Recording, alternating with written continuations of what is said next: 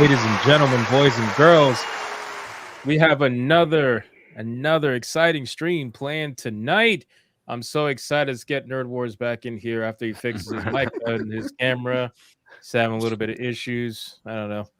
What's up? All right, ladies and gentlemen, welcome to episode number 73 of Saturday Night Hypnosis. Of course, my name's Hypnotic, in case you didn't know for some odd reason. And we have a lot going on this week, as we do every single week in the entertainment space. It's nonstop, ladies and gentlemen. But this one's a little interesting. This one, we got a lot to talk about. It's crazy shit, a lot of cringe. I promise you the cringe meter is going to be through the roof tonight with some of the videos that I'm going to be sharing. So I look forward to Atreus' reactions. It's going to be great. I promise you. Let's get into our intros, ladies and gentlemen. Start off, of course, with our leading lady, Leon. Take it away. Oh, man, I am so stoked to be back. It has been a very eventful week. Considering we had that whole debacle last week with the whole localizer situation, I am proud to announce, I'm proud to say to everybody, since then, Jamie Marchi has in fact blocked me on Twitter, and I feel like that I'm proud of you, dude. Absolute W. Yeah, you want to cheer for that? Yeah, I got you. Good job, Leon. Getting blocked by SJW. Yep, it's been a long time coming. I also promised Kilted Cajun, fellow content creator, that I would publicly acknowledge on the show he was correct. Arcane was pretty fucking awesome. I got some minor issues with it, but I told you guys I'd watch it. I did watch it. Arcane, solid 8 out of 10. I enjoyed it. You were correct, Kilted Cajun. Let's get Saturday night going. Awesome. It's always good when I'm not going to say it. Anyway, go ahead. Ryan Roger Athey, take it away. Well, I hope NerdWars doesn't encounter these technical difficulties when he is a guest of Reality-Based Extreme this Monday at 9 p.m. UK time. Hello, everyone. I hope you're all doing well. It's great to be here, as we're going to have a great talk with all these fine fellow creators, and hopefully we get lots of input from all you fine folks in the chat. NerdWars is suffering a lot of technical difficulties, despite the fact that he makes many wonderful mashup videos full of edits of so many great people, so many great creators, including Dragon Slayer commentaries and Will of the Fans with their Hindu, Indian, Gupta accents. So I hope you all enjoy the show. And here's my complimentary book to scare Atreus. We've seen it before, but I will show it to you again. Visual History of the World. So here you go, Atreus. Hopefully you can read this very big, very thick manga-looking book, but it is reality-based. So onwards Don't to compare Atreus. that or maybe book to manga. What's wrong with you? Or maybe the Gooch Lord. Maybe Gooch Lord instead of Or maybe Atreus. you don't compare that book to manga. That's disgusting. Why would you I'm still stuck on that. Anyway. 6,000 years of history, Hypno. Yeah, you're never going to read it anyway. All right. Gooch, take it away. Yeah, welcome. Happy to be here again. I love being on the show. Diabolical Souls presents. It's cold outside, but it's heating up at Diabolical Souls. I just had the coach on last week. We had a great conversation. Yes, awesome time. I'm looking forward to this week. A lot of stuff happening and talking about pulp culture, just like what we do here. So come join me, become part of the Gooch Army, and subscribe. So is that a thing now? Are we doing Gooch Army for you? Gooch Army. I didn't start it. I didn't start it. My fans started it, or the chat people started it. I don't know what. It's sounds good. It's a thing. It's a thing. I don't know. It's a very smelly army. I'm honestly a little concerned. I'm not gonna lie, but I mean, I'll do it. I'll follow through if that's what we're calling it now. Copa said my Gooch is ripped, and he's right. It's tight. It's ready for action. We're starting strong. Why does he know that? Anyway, oh my God, NerdWars, are you good? Maybe, I don't know. Can you hear me? We can hear you. Don't worry about the camera. Do your intro. Tell everybody about yourself. You know how it goes, and then fix the camera after. Yeah, I'm Erwin. My channel is NerdWars or something. I do well. If you're my haters, you think I make schizo videos. If you're my fans, you think I make masterpieces. So I make schizo masterpieces, and I don't know. I'm new kid on the block, I guess. And for some reason, these guys invited me here. I didn't tell Hypnotic that this is the first stream I've done, so I'm kind of using it as my test stream. So I swear everything was working. Everything was working backstage. I can attest that everything was in fact working. I can't believe that. And then the CIA. Ryan Roger Athey is getting the post-hypnotic guinea pig treatment. That's amazing. All right. Try to fix your camera. Atreus, take it off, man. Go for it. Yo, what's going on? Y'all know what it is. It's your boy Atreus. I am here back again for another Saturday. Yeah, that's it, man. Good to be here. And how y'all doing? Very good. All right. Atreus for the energy, ladies and gentlemen. Let's do it, baby. Such a heavy impact, man. Oh, yeah. Every week I get inspired. It's fucking amazing. All right, ladies and gentlemen, our local metal shill, no longer a film shill, just a metal shill. Or maybe he's both still. I have no idea. I just know he's going to. I like to keep it confusing. Why it's metal? Take it away. What's up, everybody? Yeah, I like to keep it confusing. Next week I'll have a completely different name. I should bring back the shill. I think this year we're going to have a lot of the shill coming out with new Rings of Power and all this bull crap coming out. But I'm excited to be here. I've spent all day finishing a video. I'm finishing my first meal of the day right now because I was busy with that. But I'm here for you guys, and mostly I'm here because I need to complain about how fucking terrible Echo was, and I just need this group therapy session. So thank you for indulging me. I can't hear you. I can hear you. Too soon, man. Too soon. Too soon. Did somebody give Jana liquor tonight or something? She is just going nuts in the chat. What is going on, bro? Atreus, what did I tell you? Stop giving these white girls liquor. It's not a good thing. It's not a good thing. No, Jana's not white. Jana's Persian. It doesn't even count. Okay, so she's off. Like the black people of white people. And most importantly, don't like mix ceramic. with some other ingredients. No, the liquor is okay, maybe, but the other stuff it's confusing for the brain. Gotcha. All right, Coach. Last but not least, man, take it away.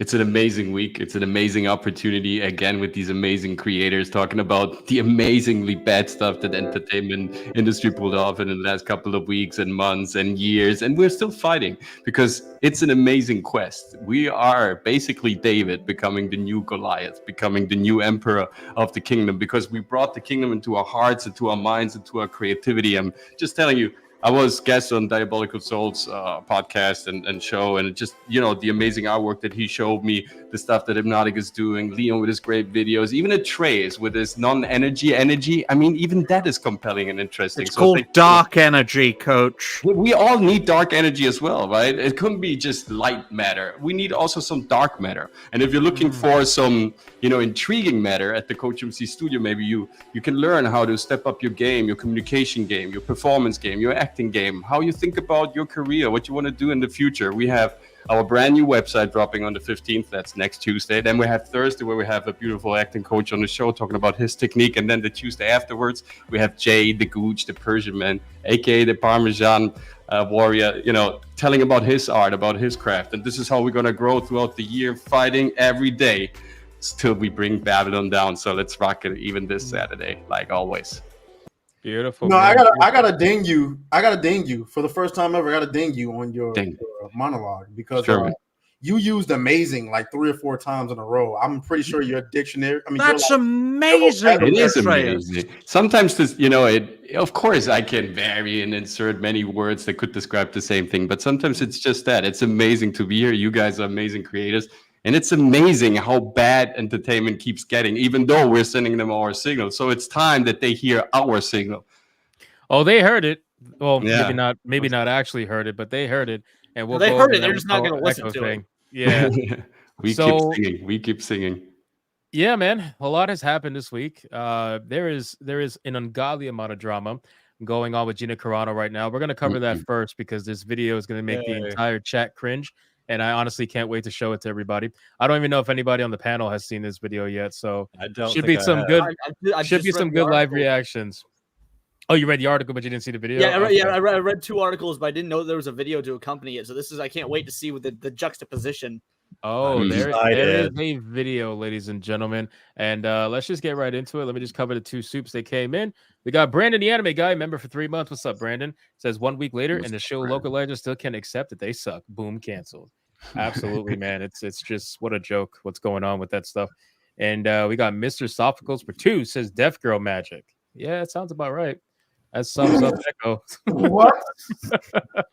That sums up Echo in one shot. Deaf Girl Magic. Oh wait, before we get into Echo, I got to go ahead and check out. I don't qualify to talk about it. I didn't get past the first 13 minutes. Sorry. No, it's okay. Yeah. We're gonna talk about it after this. We're gonna cover the moment I started hearing the No, still Started hearing. still Yeah, better. I'm out. I'm Still out. Sounds like better than me. choice of words, man. Use your words. You started hearing Sound it ASL. out. That's rough. That's rough. Oh man, the jokes are gonna be real bad. I just want to. It'd be hilarious if somebody watched that show and didn't know she was deaf and was like, "What the fuck's going on?" throwing out gang signs. What the You know, fuck? speaking of gang signs, I hate to throw this off, but did y'all see that Pokemon picture? Yeah, I did. No, whoa, what? Yeah, she's got him up there. It's actually hilarious. What was she throwing? She was throwing up blood signs. Nah. Damn. No, What? she really was. She really was.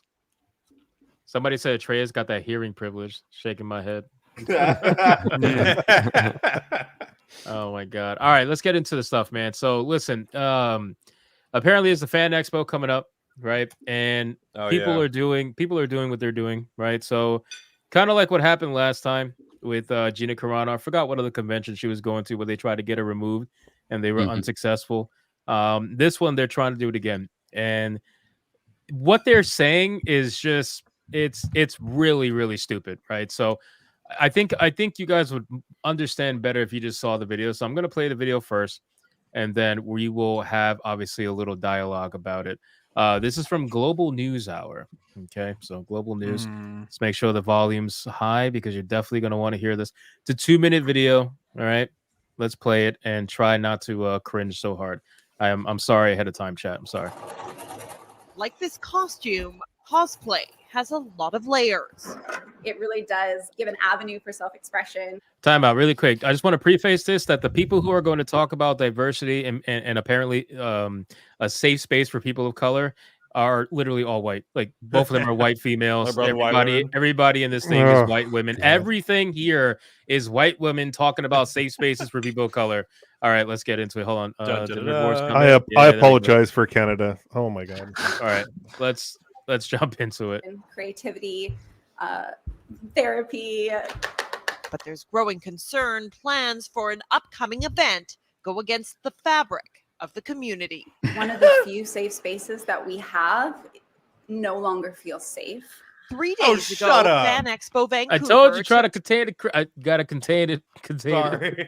I hate white people. Page announcing Gina Carano as one of this year's guests. I was excited, and then this happened. Lana Redlick is not alone. Pause it. Oh my God, Jesus Christ! Go ahead. Let it out. She chewing on Melanie Max butter sticks or fucking what? She's a Choctaw. Well, I mean, her teeth is worse than mine.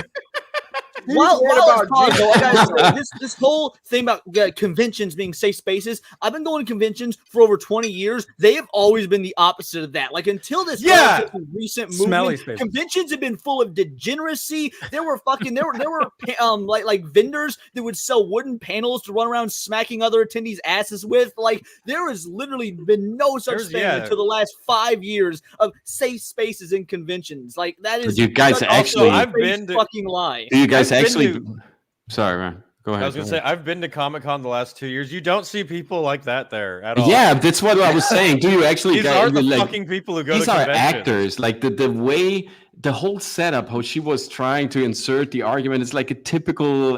It almost looked like an acting exercise that you do sometimes. It sounded very staged. Yeah, she looks like X-Ray Girl put on 500 pounds. I don't really believe that had something called a slave auction, and what the slave auction was. So like it was fucking hilarious. So they had their own in-house brand of alcohol called Mojo, and what they would do is they would have scantily clad women get up on a stage, and you would bid real money. Like people were bidding thousands of dollars to have these girls. They would follow you around the entire con, giving you all you can drink alcohol. Would have to do anything you said as long as it was not like illegal and sexual. They would just have bikini-clad, Mojo-clad women that you would bid on to be your alcohol servants for a fucking weekend. It was awesome. So I don't want to hear about safe spaces at conventions when they had fucking alcohol.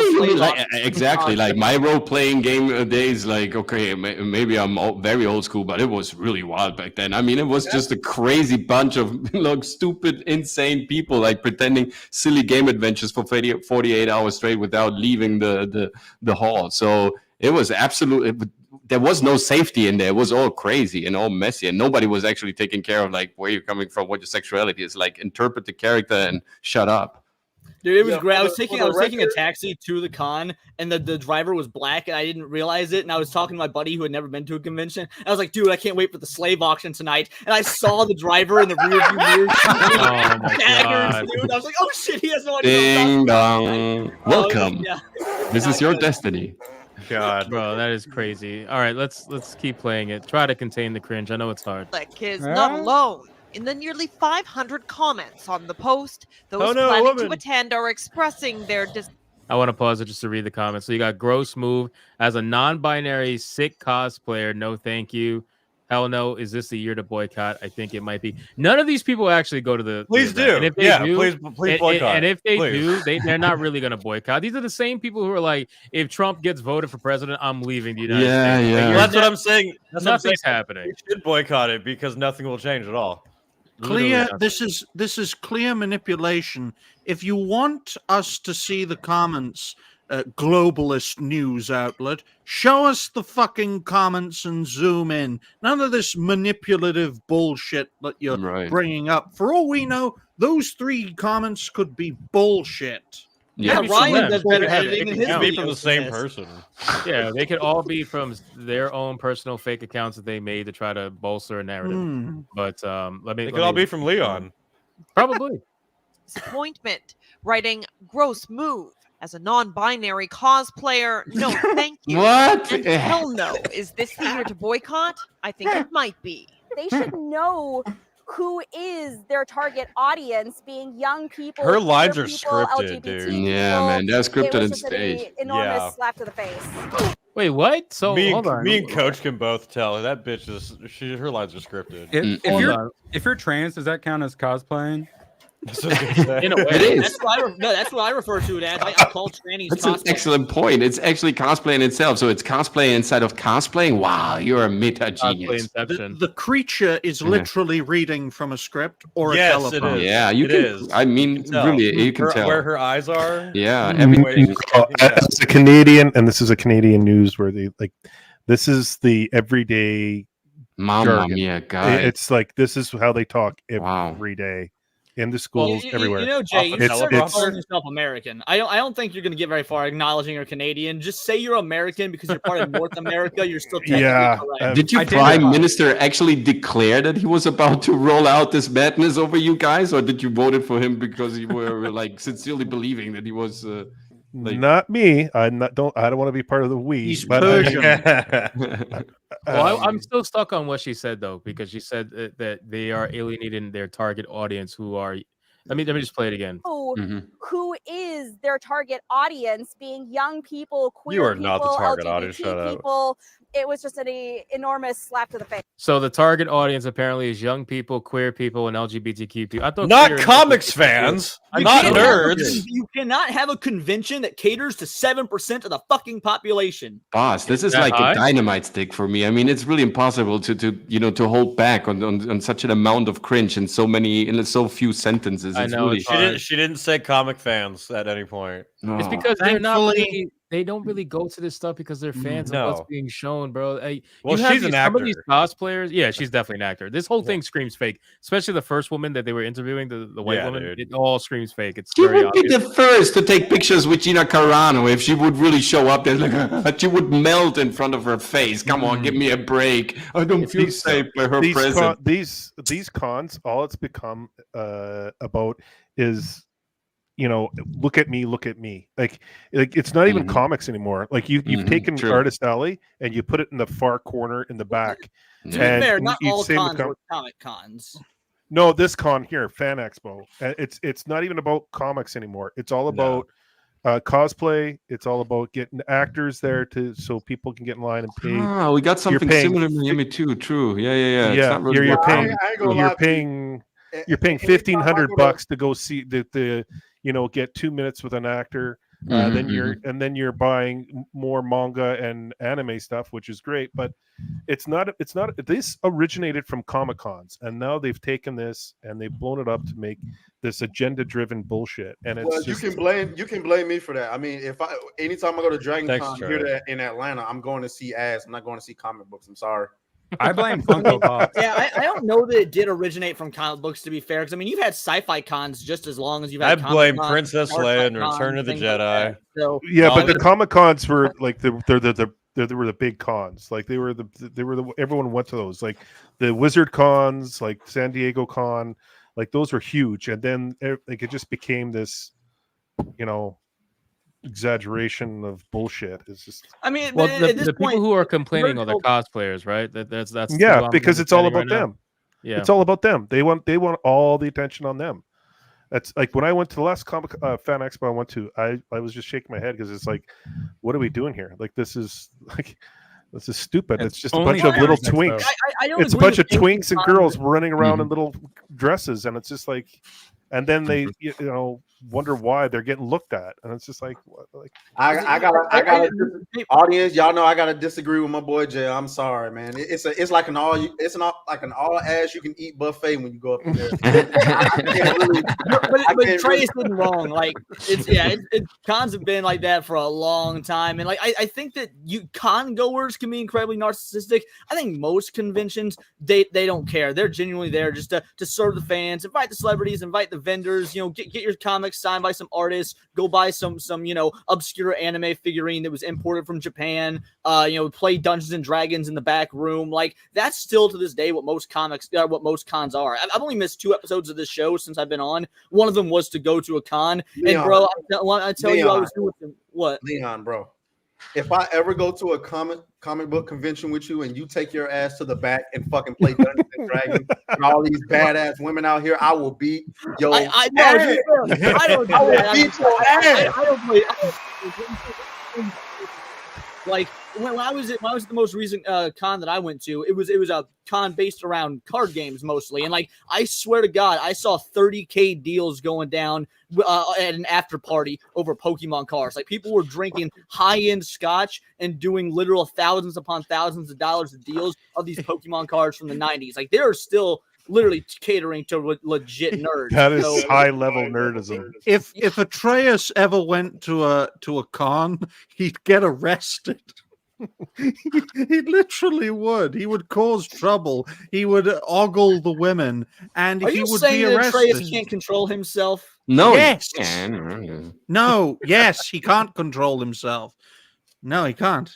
He admitted that himself. I mean. Exactly. I went with this. Never happened. Only in Ryan's mind. 2069. You gotta understand, Ryan thinks about black people all the time, like nonstop. Nonstop. I think you're a very dangerous people. Did you work at a theater in the 50s, Ryan? Because all I'm getting from you is projection. I'm sorry, I've never been to a theater. These cons have become cash grabs. They're not. They're not fun anymore. Damn, it's got a whole another minute and a half to go. Shit. Yeah, no, it's bad. It's bad. I actually have something somewhat relative to the actual topic. Well, first off, OnlyFans Expo, but my homie Drunk 3PO, he's actually the manager or whatever you call it for Gina Carano at these conventions, and he says her line is the longest every time. So they can pretend like, oh, this is going to ruin the con. She's going to have the longest line. Of course, have 5,000 to 7,000 people. Even if these people aren't actors, and this is true, they would be the first to stand in line to get pictures or an autograph from her because it raises in value, and because they're attracted to stardom. I mean, this is what they're there for. They wanna see their icons also. Absolutely. All right, let's play this and try to finish it.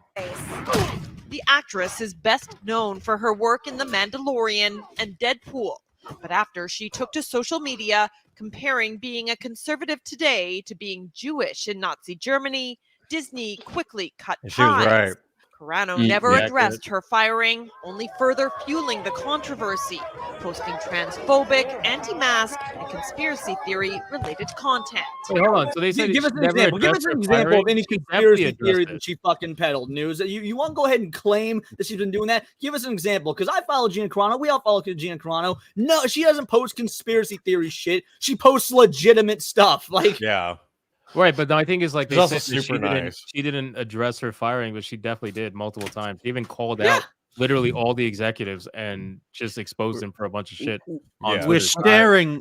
We're staring our enemy in the face, folks. So learn from their manipulative bullshit tactics and find folks such as yourselves watching can take out this nonsense because one thing it's plain to see.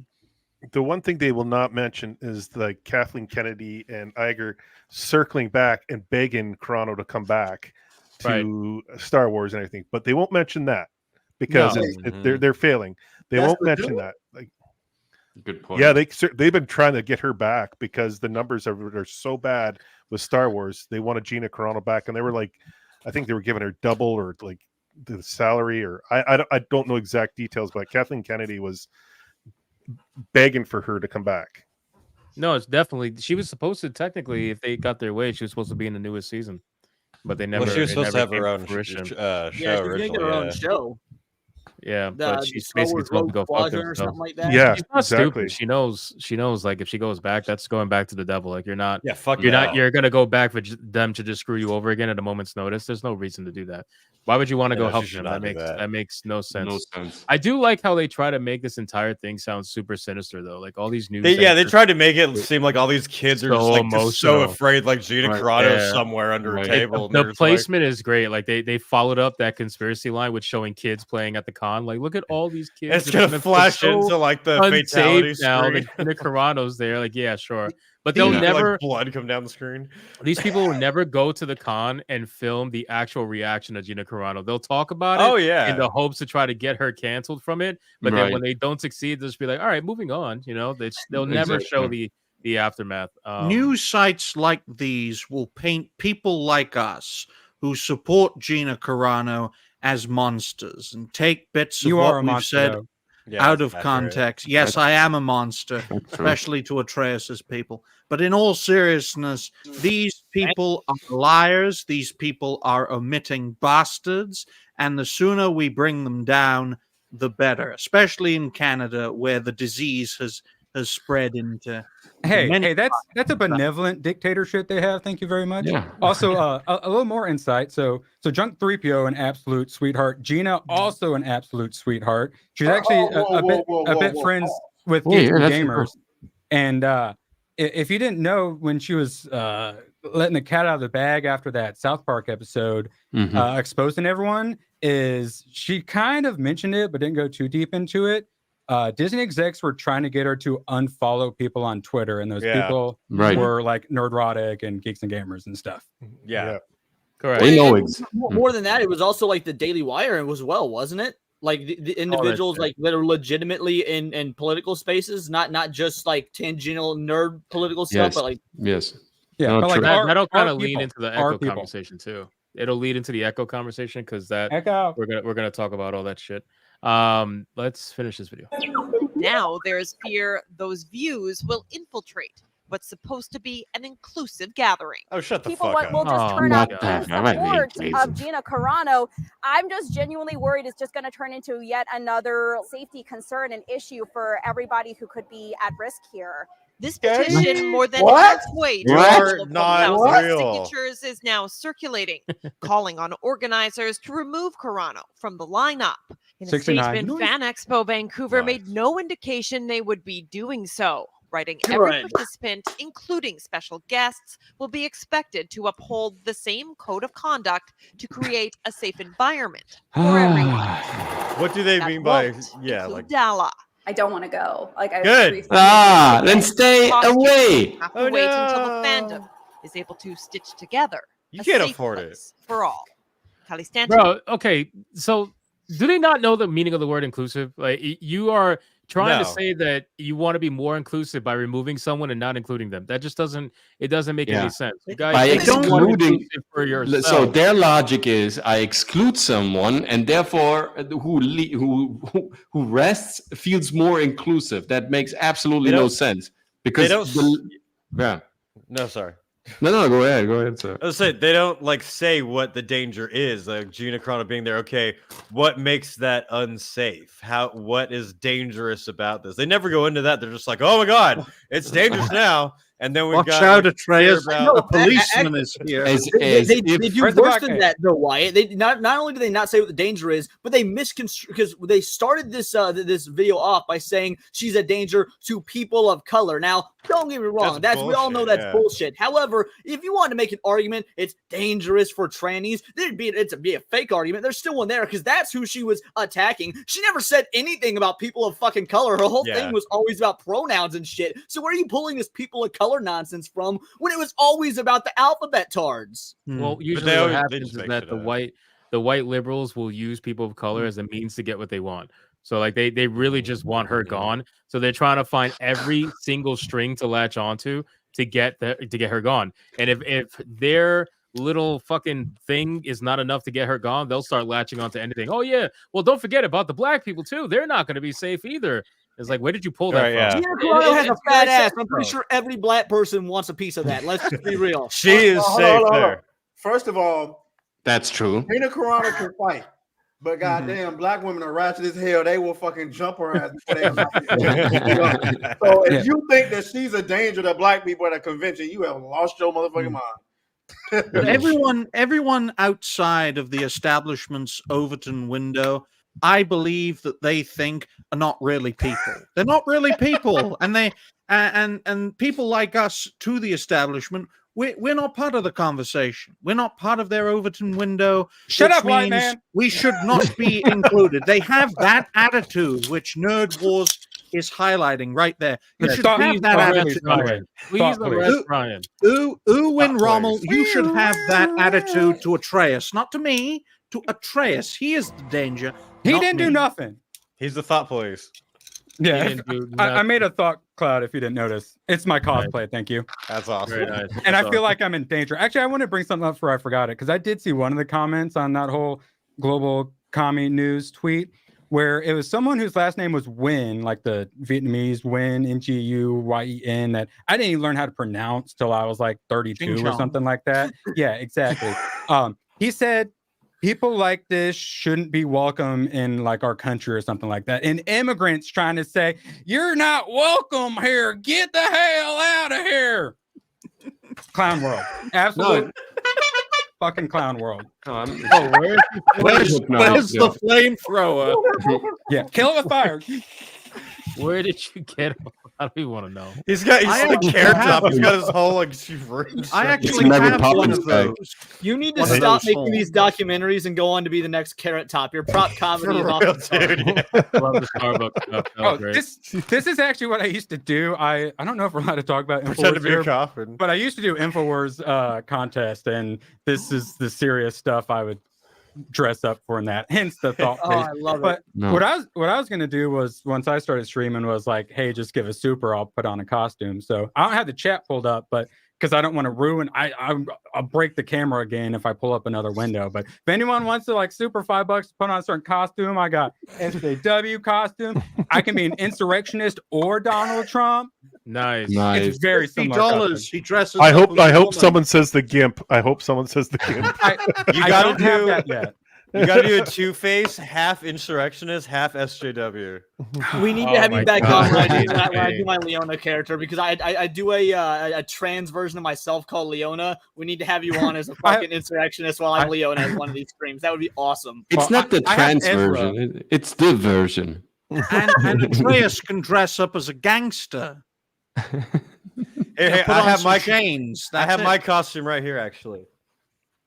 Gina Carano is terrifying. Torres says this nonsense is turning the and it freaking makes frogs conventions so dangerous and scary. That IMDb hat and then the fucking shirt. It's just. Oh man, I remember the first episode. Hello. Look You're at not my even nice close to being as cool as goggles. I am. It's okay. It's all right, Ryan. I have cosplay for when we get to Echo 2. It's Maya Lopez, so I Is figure that the my indigenous my cosplay? Mexican I stuff- like it. I like it. Yeah. Good stuff. Well, I mean, she's called Maya Lopez, so I figured this will work just fine. That's fine. You should keep that on for the time being. We need more diversity here. It's way too white. Of on this. course. I think it counts. It counts.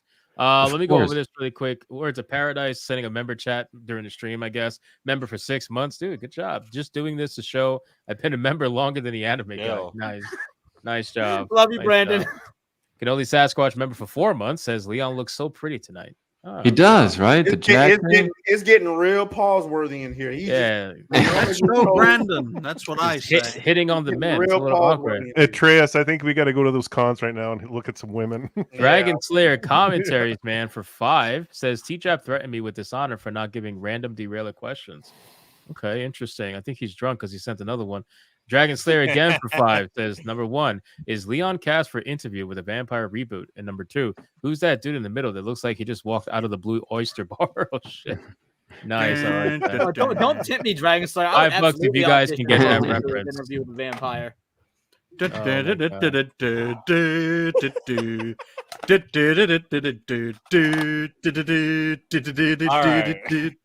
Who gets the reference of Blue Oyster Bar?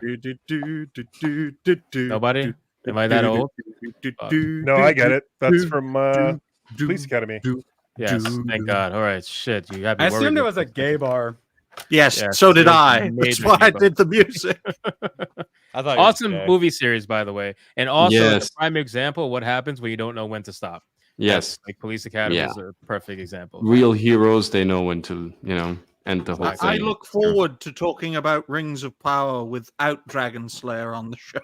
I know, chat. You guys should roast fucking Dragon Slayer Yes. for not being on the one stream where we're actually going to Like, talk about Rings of For Power. 1 year, he talks without there's any interest to it. Now he could have like a reason, and he's not there. Isn't that It's- insane? God damn. Guilty Cajun says makes sense. Ryan knows that song. Go there often. Yes, you do. Fuck you, you can't. Nice. Yo, and so we are demonetized. we've been demonetized. Wait, And are we're we? Am I allowed to say the naughty words now? Yeah. You can literally, Okay. even Ryan, if you can were. say it for me. There you Ah, good, good. go. What was I going to Brownie. say? So the Gina Carano thing is interesting, and it's another example of what happens when these people have way too much time on their hands who want to pretend as if they care about shit they really don't care about. They go out there and they try to get other people canceled. It's not going to work, man. Like I will say that even though cancel culture still is a real thing and it affects some people, it's definitely not as prominent as it was, say, Yeah. 3 years It's ago. dying. So, Cons were booting Gina I left just and wanna right when say- this stuff first went down. So the fact that Fan Expo has not booted her is incredible. It's even more surprising since it's in Canada and they haven't booted her. So I actually do want to give credit to Fan Expo for so far. well, really quick, I sticking have a to it. question because I'm ignorant to this stuff, Jay. Maybe you guys can answer. At the Fan Expo, right?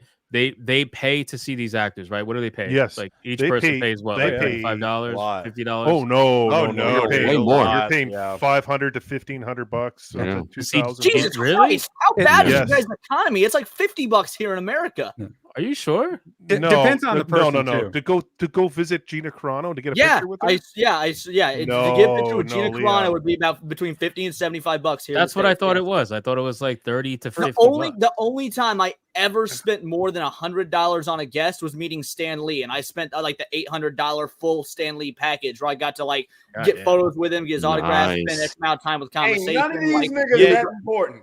Yeah, Hell, usually I've seen like Mark Hamill now is usually around like 150 or so. I Yeah, just want to 150? say, like, after this weekend, you're gonna see a flood of posts on TikTok, Instagram, and Twitter with people who got pictures done with Gina Carano. You're gonna see like thousands and thousands of pictures done, and there's gonna be what 30 people that whined and cried about Gina Carano. Not Like, even. there's probably- Maybe like 5. There's probably gonna be about 5,000 to 6,000 people trying to get a picture with her that day, if not 10. And Probably- even if probably they're closer to 10. worried, so a couple of people are worried, so live with it. So it's life. So, I mean, what do you guys expect? Yeah. To cancel a person Safe because space. like there is like a tiny, weeny, fragmentized. This is not even a minority. These people, this is staged. I mean, this is like. Well, let's What put a- it like this, okay? Even if They're it's wolves. $75, They're even if wolves. it's I like it. Even if it's $75, okay? Take $75 and times that by 10,000 people. That's how much money like Fan Expo's not trying to lose by not inviting Gina Carano. It's a fucking astronomical number, and they know that. So I don't necessarily want to give them credit per se. I mean, obviously they can nuke her if they want to, but they know that she's a cash cow. Of course, she's gonna bring in an insane amount of money. Guys, it's always money. It's always led by money. $120. $120 to So Is that $120 Canadian? times, let's say 5,000 people, which I think it'll be more than that. That's still $600,000, bro. That's a lot of fucking money. Yeah, but Canadian dollars are a bit more worthless than American. That's dollars. monopoly money, bro. It doesn't matter. Even if you Doesn't cut matter. that by half, it's still $300,000. Like that's insane money, and that's at 5,000 people going to go see her. If she has more than that, then it's even more money. There's no way they're going to give that up. There's no way they're going to fucking let that. She'll get 10,000 people easy. I guarantee it. Yeah, so 10,000 people at $120 is crazy. Maybe I should take coaches, acting sessions and become an action star. Steven Seagal 2.0. You didn't need much, buddy. You didn't need much, buddy. I'll get my hair done and all. No, we just have to work in the tan. That's all. Roger Athe. Uh-oh. The KKK Part 1, 2, and 3. Bundled Rebirth of a Nation, asshole. That's what the film's going to be called. Reboot of the Nation. Rebirth. The Starting off good news. Men in KKK. Fucking. What? What else you can think? Think of something. Okay, Black Panther. Let me call out. Garfield's Bizarre Adventure. That's actually a great Easy answer. compliment. Android 18. Yeah. I didn't even get to read it. You're answering. I didn't even get to read it. Fucking right. guy. Garfield's Bizarre Adventure. Member for 1 month. Objectifying fictional characters is wrong. With that being said, who is the hottest fictional character? All right, now you can go. Your mom. Android 18. He said your mom. Get the fuck out of Didn't here. we Just direct wait, They a didn't we fucking have winner. this argument? We had this argument on Twitter, didn't we? Like we were all quote tweeting waifus, weren't we? And I put up Tifa. And then who did you put up? Yep. My Bayonetta. Tifa got a lot of likes, bro. I'm sorry. Yeah, your Tifa beat my 18. I won't even lie. You got more likes Out on of your. here. Bayonetta or fucking Loba. Period. Yeah, Netta, you are North. How? What? Why? Remember that Blood Rain chick? I'll go with that one. Blood Rain's not bad, but Tifa is waifu. I don't give a fuck. Can we take Lara Croft? I will put a poll in the chat. I swear to God, and we'll see who wins. I guarantee you, Tifa. Did Hassan Piker just show up on the channel? Yeah. Hassan Piker, the Chuck E. Cheese edition. Nice. But yeah, dude. So just going back to the conversation, Fan Expo definitely going to make a ton of money from just one person. Oh yeah, and they're not going to remove her.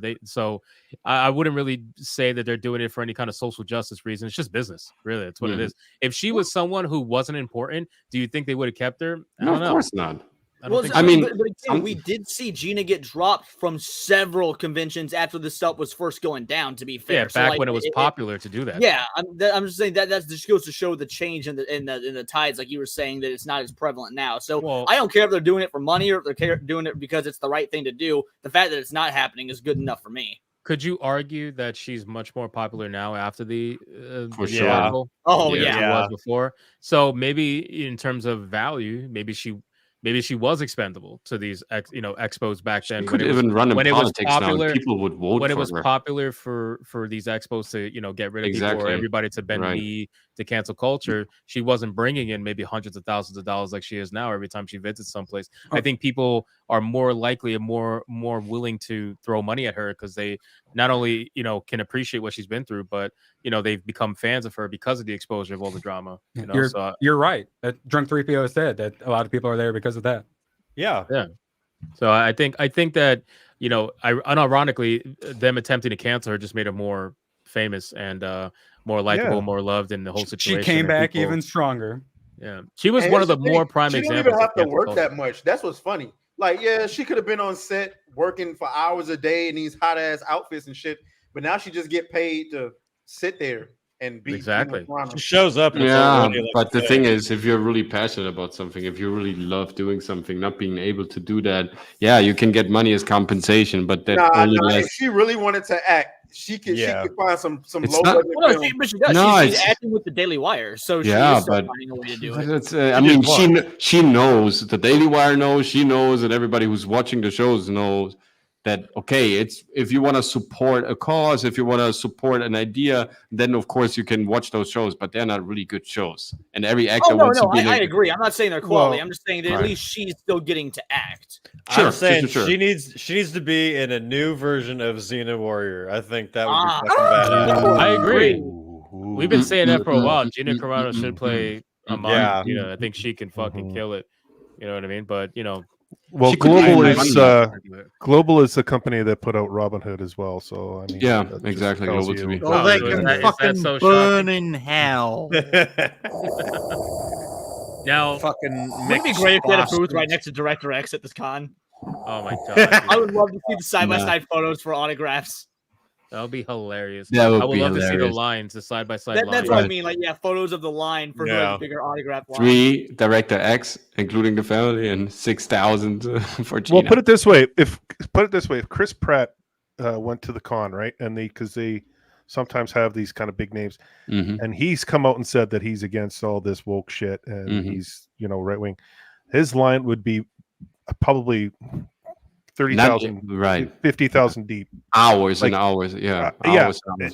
Probably a day. Yeah.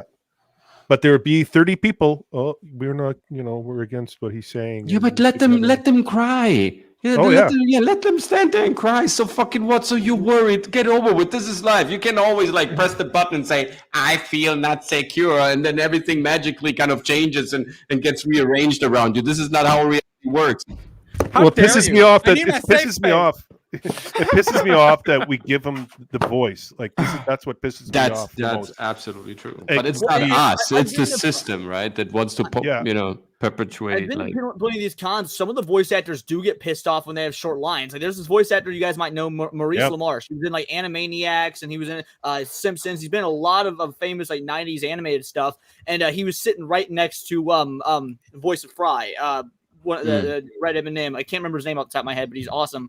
And you get he was visibly pissed off that the voice of Fry from Futurama had a way longer line than him. Billy West, thank you. Yeah, Billy of course they are Billy West had a way, but the thing is, Maurice LaMarche was being standoffish. He was just sign autographs and moving on. Yeah, Billy West was being personable. He was inviting people. He was talking. He was having fun. Clearly, people are going to gravitate towards those actors that they feel like they can actually be personable with. Gina has a very personable way that she interacts. Yeah. I've seen it time and time again. If Gina would run for any public office, probably she would be voted for. Probably NerdWars is about to go deep. Ryan, I know you won't shut up about how young you are, but you're never too young to get a prostate exam. When was your last no, do it to the brownie. No, do it to the brownie. It's the same color in every area. It's on the house. On the house. I'll do it for free. I appreciate you guys having me on. I insist. No. Could you Ryan, move them underneath me? You want one or two fingers? Yeah. No. bro, I am Just milk the prostate a little. You got to bit. put a chick in it and make it gay. The amount of stuff that Why NerdWars are does is crazy. He's just pulling shit Noir out left and fisting right. is Atreus's specialty. Guys, I need one or two more waifus. You guys. Nami from One Piece. Throw her up there. You already said Tifa. What about No, I Yennefer need it for from the poll. or Triss? Sword Just Art put Tifa Online. 3 What's her name? times. I wanted to put Tifa 3 times. I got Bayonetta up there for Atreus so he can get his one vote. Who else? Who else am I putting What's there? her name from Sword Art Online? You can't even remember her name. She's probably not going to be a top tier waifu. She's not. I I got Tifa, Bayonetta, and Nami. Who else? Fairy Tale chick. I don't care if someone knows her name. Just put Fairy Tale chick. Yennefer. People like The Witcher. Wait, Asuna. I thought we were talking anime. Waifus, right? I don't know anything about that. God damn it. Ryan, what do you know about out of curiosity besides Doctor Who? Star Wars and Star Trek. Male pattern bald. Jessica Rabbit. Jessica Rabbit might actually work. Ooh, Oh, All right. my vote. The poll is up. The poll is up, ladies and gentlemen. You want to talk about Jessica Rabbit? Let me show you something. I real better quick. see Tifa win. I swear to God, chat. I better see Tifa Now win. we If know what Tifa Leon doesn't Snakes win, do all the time. I'm going to be upset. Why is Jessica Rabbit winning? What the fuck? To protect my I didn't to think protect about my Jessica signal. Rabbit. she's hot. God Now, damn check it. my Jessica signal Rabbit is strength. destroying this poll. This is not fair. I going on? cannot vote. Vote for non. Did you know that you had an audience of furries? No, I what? think clearly. I did guess not. Jessica Rabbit, she's not really a rabbit though, so she's a human. Never mind, we're good. Yeah, Oh. we're good. Fucking weirdo. Damn, I really didn't know. Yeah, this comment is perfect. You knew not what you did. Yeah, I clearly did it. I thought Tifa would fucking destroy this. Who Framed Roger my Rabbit God. is a very, very good film. That's a great Oh movie. yeah, Yeah. it's It's a an incredible fantastic film. movie, and it tells us a lot about also certain. It's very. I think there are many layers of subtext. We're to gonna that get way movie. off topic, and Hypno's gonna get annoyed. Yeah, Let's it's all true. agree that Jessica. I'm getting annoyed that Tifa's What is losing going right on? now. What is going on? I Because just like to Jessica say, Rabbit is unbeatable, Hypno. I mean, just- she's like, just like She's to not say bad, though, bro. She's just drawn that way. yeah. Why Who did we get to Framed Breaking Roger Bad? What Rabbit just happened? is a great film that showcases that even cartoons can pretend to be human beings. Is NerdWars cooking meth Ding right dong. now? And that is reality based. Have you thought about Christopher Lloyd always playing Ryan, I characters hope you're ready. that has to do something with lightning and Go electricity fuck and yourself, something weird. you No, straight that's white what I'm about male. to do to you. You can Dan, get For your fucked. health. It's for your health. We care about you. We want you to live a long time, Ryan. Thank yeah, you, you're always man. claiming that you're gonna outlive the rest of us. I mean, this is. Why would it be I true, though? will. This is the Atreus- system. Are you sure? Atreus will be shot up in a gang war. Cooch will get AIDS along with Wyatt's medal, who looks like a clone of Ryan Cannell. Coach is gonna Someone else just said that go on my channel. mental on a TV show could or a be. quiz, because I did see him speaking German on a quiz show. Oh, man. that was I very wa- interesting. I won that day. Yeah, yes, I know. I watched it. And Leon is going to do what 60% of trannies do, and Hypno's just going to burn out one day. Ruin all our favorite IPs. Is that what he's gonna do? No. Clearly. Ryan's gonna choke on some meatloaf, and that's gonna be his While fate. Rommel down here will I mean, run me- out of other people's content to fucking edit and then fade into obscurity. Archer There we go. Lee said Inima Wars. Hey, if anyone's got a small channel, I just recommend putting Nerdrotic and half your thumbnails and titles. It works, I promise you. Trey's thinking about it now. The video I've Trey's ever like, wait, done what? did in fact have Nerdrotic. I'm not even gonna joke. My biggest video has Nerdrotic in my thumbnail and title. He's in my title, my most recent one. My second and third most viewed videos are about talking about a black man. So it just goes to show, and it was in a positive Congratulations. way. It just goes to show that kindness does go a long way. And my most Wow, popular so video, first Elvis steals their culture. Now you do as well. Awesome. Look, What does my Black most- have of their own? my most popular video is speaking positively about America's largest mental health and well-being YouTube channel, Psych to Go. What There you the go. fuck is going on, man? Now we got math. My I man just is love how transforming fast into you are, man. a meth cooker. Yeah. This is really. I've never heard of InfoWars. I don't know what you're talking about. upside down. Oh, I got a Joe Rogan mask. I'm not even kidding. Back when Donald Trump was running for office, my job was to collect donations for the Republican Party, and we would get money for InfoWars. It was back when they were still tight. It was pretty great. Damn. All right, so I Yeah, think pretty much Jessica Rabbit destroyed this poll, so I'm kind of Yeah, man. It's all right. I mean, Tifa where is did still you grow main up? waifu. It's fine. It's Jessica, man. She Stop always talking wins. about waifus. We need to talk about Ryan's butthole more.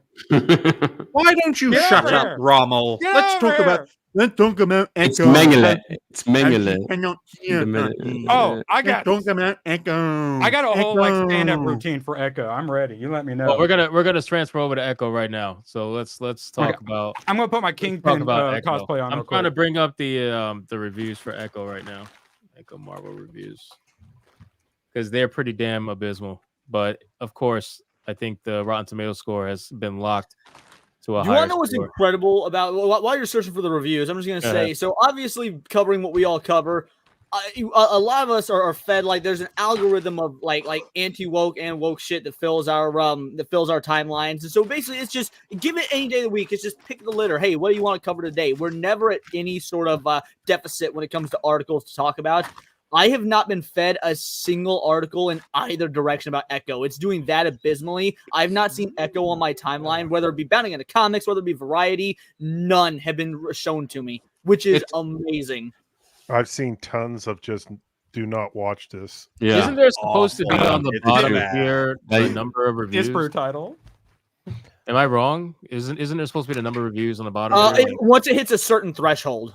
So I don't know if Is that to say it's that minimal on this show right now? That either they're locking it or it's that minimal. One of the two. Yeah. Click on the audience. It's a TV show as well.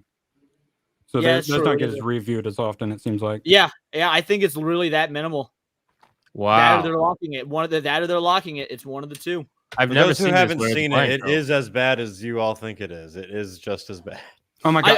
I've seen this, it's on but Hulu. It's not common. I like to give you the only time I've seen this was for a fucking Billy Idol concert movie a couple weeks ago, which is obviously a super niche thing. I'm one of like 2 people who's reviewed it on Rotten Tomatoes. So yeah, that's the only other time I've seen it. Every person that I've talked to said I watched it for 15 to 20 minutes and I turned it off. It's that bad. Oh, really bad. My plan was, I'll put it on in the background because some a-hole informed me that it was on Hulu, and so I actually could watch it. I'm like, I'll just lay in bed and play my Switch and just have it play on the background. Nope, it's half in ASL, so you can't just play a video game while it's on the background. You actually have to pay attention. I hate Hulu ads. I was like, yes, a Hulu ad. I can play my video game. Oh, God, the show's back on. Yep. Can I have more ads, please? Well, I have.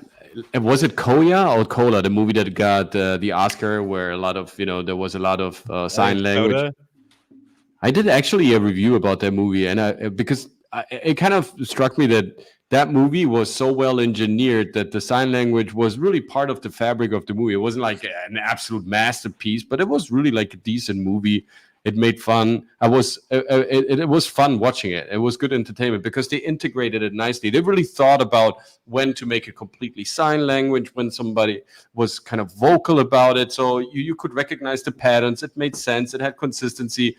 It was kind of nice to see that additional layer, which like definitely wasn't easy to integrate into the screenplay and also into the rehearsal, especially for the people who are not part of the sign language community. Here, you have the feeling that it's complete, like there was no thought, no idea, no consistency, no strategy when to include it, how people would actually address it.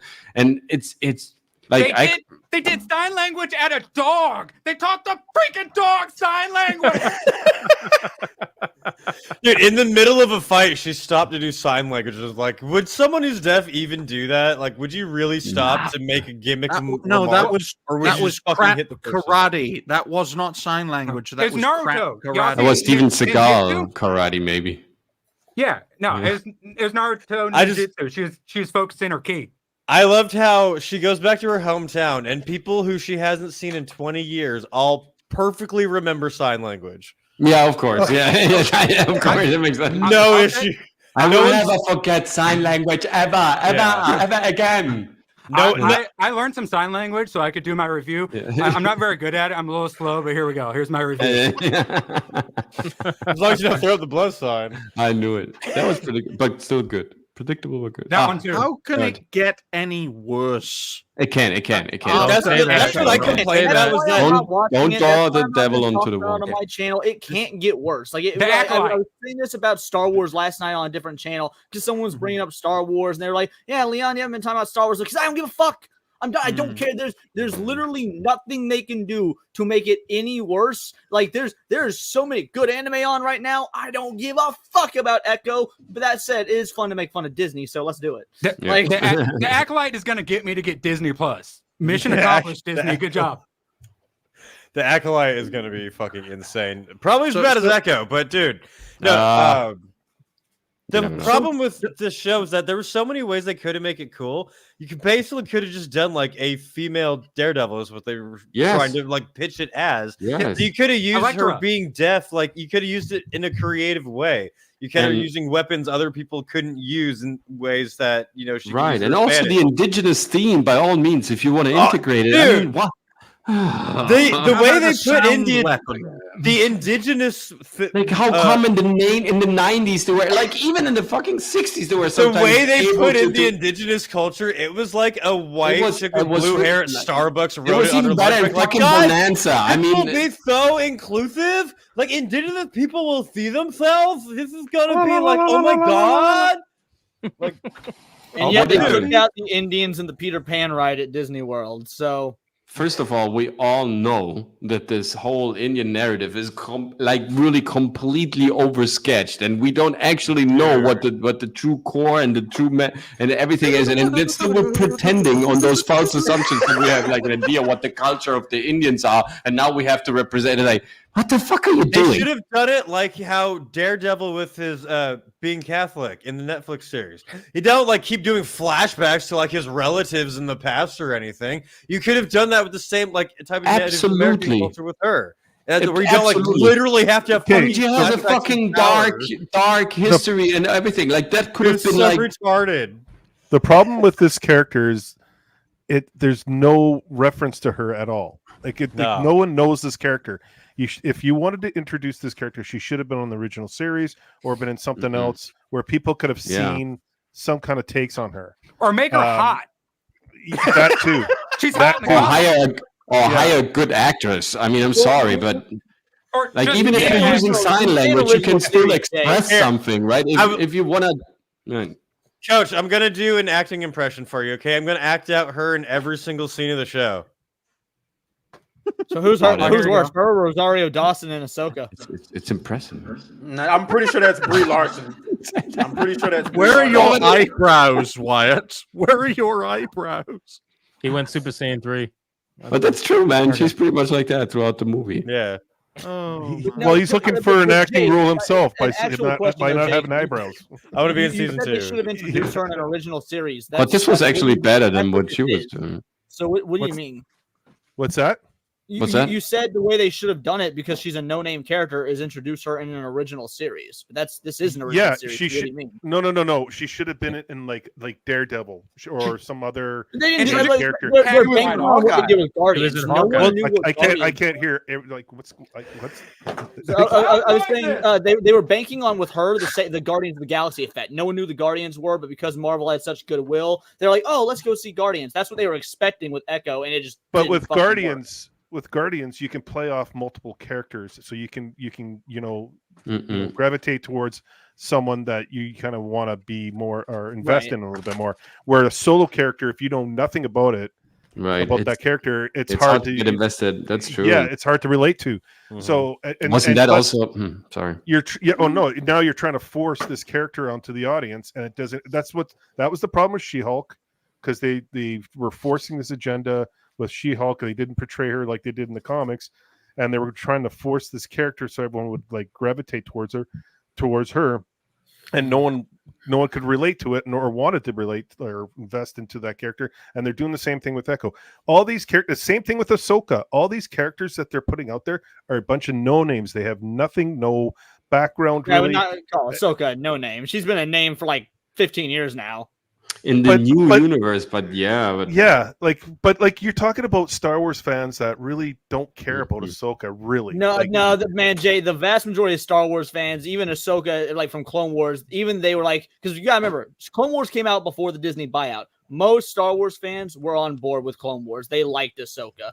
That's why most Star Wars. Yeah, but she's not a main. She's not a main character. She's not a main character though. Like she's a side character. But and she's like what Iron Man was to the Marvel universe before they came out with the Iron Man movie. Like bingo. You're exactly correct. What she is.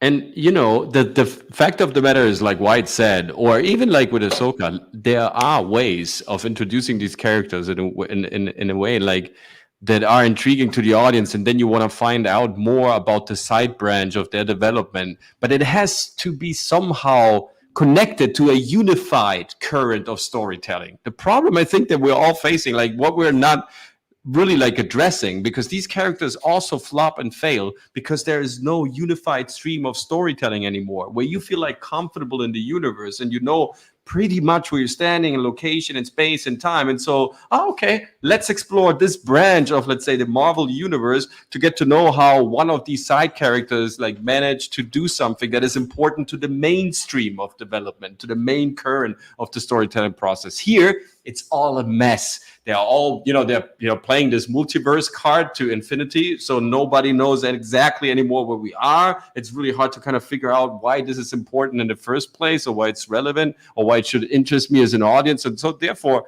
they pick also these cheap-ass actors that really cost nothing. Cheap in terms of not only what they produce in terms of visually, like how they play their mimical game, but cheap in terms of budget. They don't cost a lot. They don't argue a lot. They are not shooting against the story, and they're paying off the big stars to be hitmans for these cheap characters with big money, and gave them poor storylines, so they are not too much involved, because of course they see the concerns script-wise. So it's such a why would you do that, to run a company on such on such a flawed premise in the first place? It's not fun to work in these productions, and this is exactly the product that we get. It's not fun to watch. Well, because look, this article right here is a prime example of what this show represents, right? So the headline is literally all about representation, diversity. And then the bullet points before you even get to the article is all about representation, diversity, equity, all that shit, inclusion.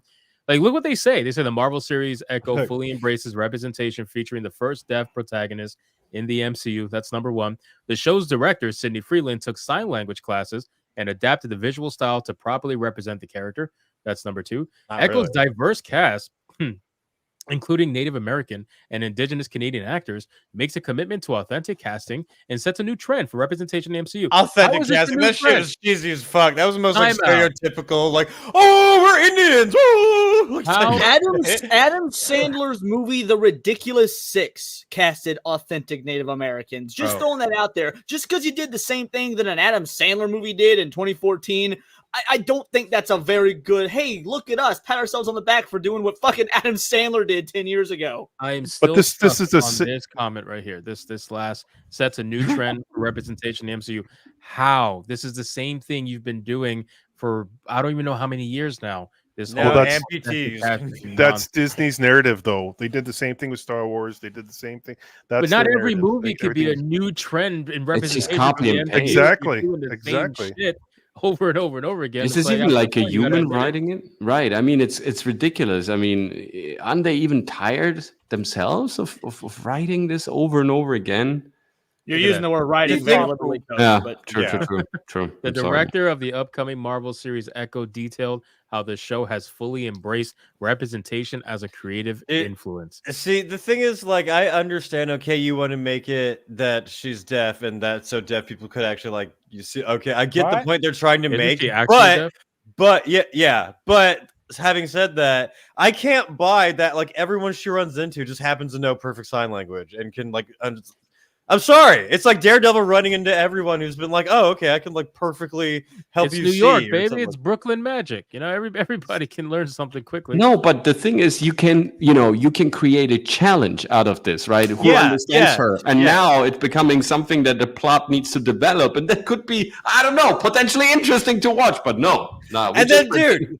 In the show, Wilson Fisk gives her this little eye chip thing so that when he speaks, she sees digitally the sign language so that then later on, she's yelling at him, or not yelling, but she's angry at him. Dude, she's signing very aggressively at him, saying that you didn't even learn sign language for me. And I was like, he invented brand new technology for you that's life-changing for people, and you're like, no, you didn't fucking learn how to. You will tell me that in a universe where we have all these amazing fucking scientists that came up in their fucking basement with some dark matter energy devices and whatnot, that they're not fucking able to pull out some sort of a device that makes you communicate with other. I mean, technology. Go to Tony fucking Stark, right, and just fix that. I mean, what's the big point of this? They made it. It's called text messaging. I work with the deaf guy. We just wrote it down on our phone. I don't like the way you look at me. Don't look at me like that. I can get very upset. I unleash my rattlesnake. It's about to happen. My rattlesnake is coming. You just talk to each other like Stephen Hawking talks to kids. Yeah.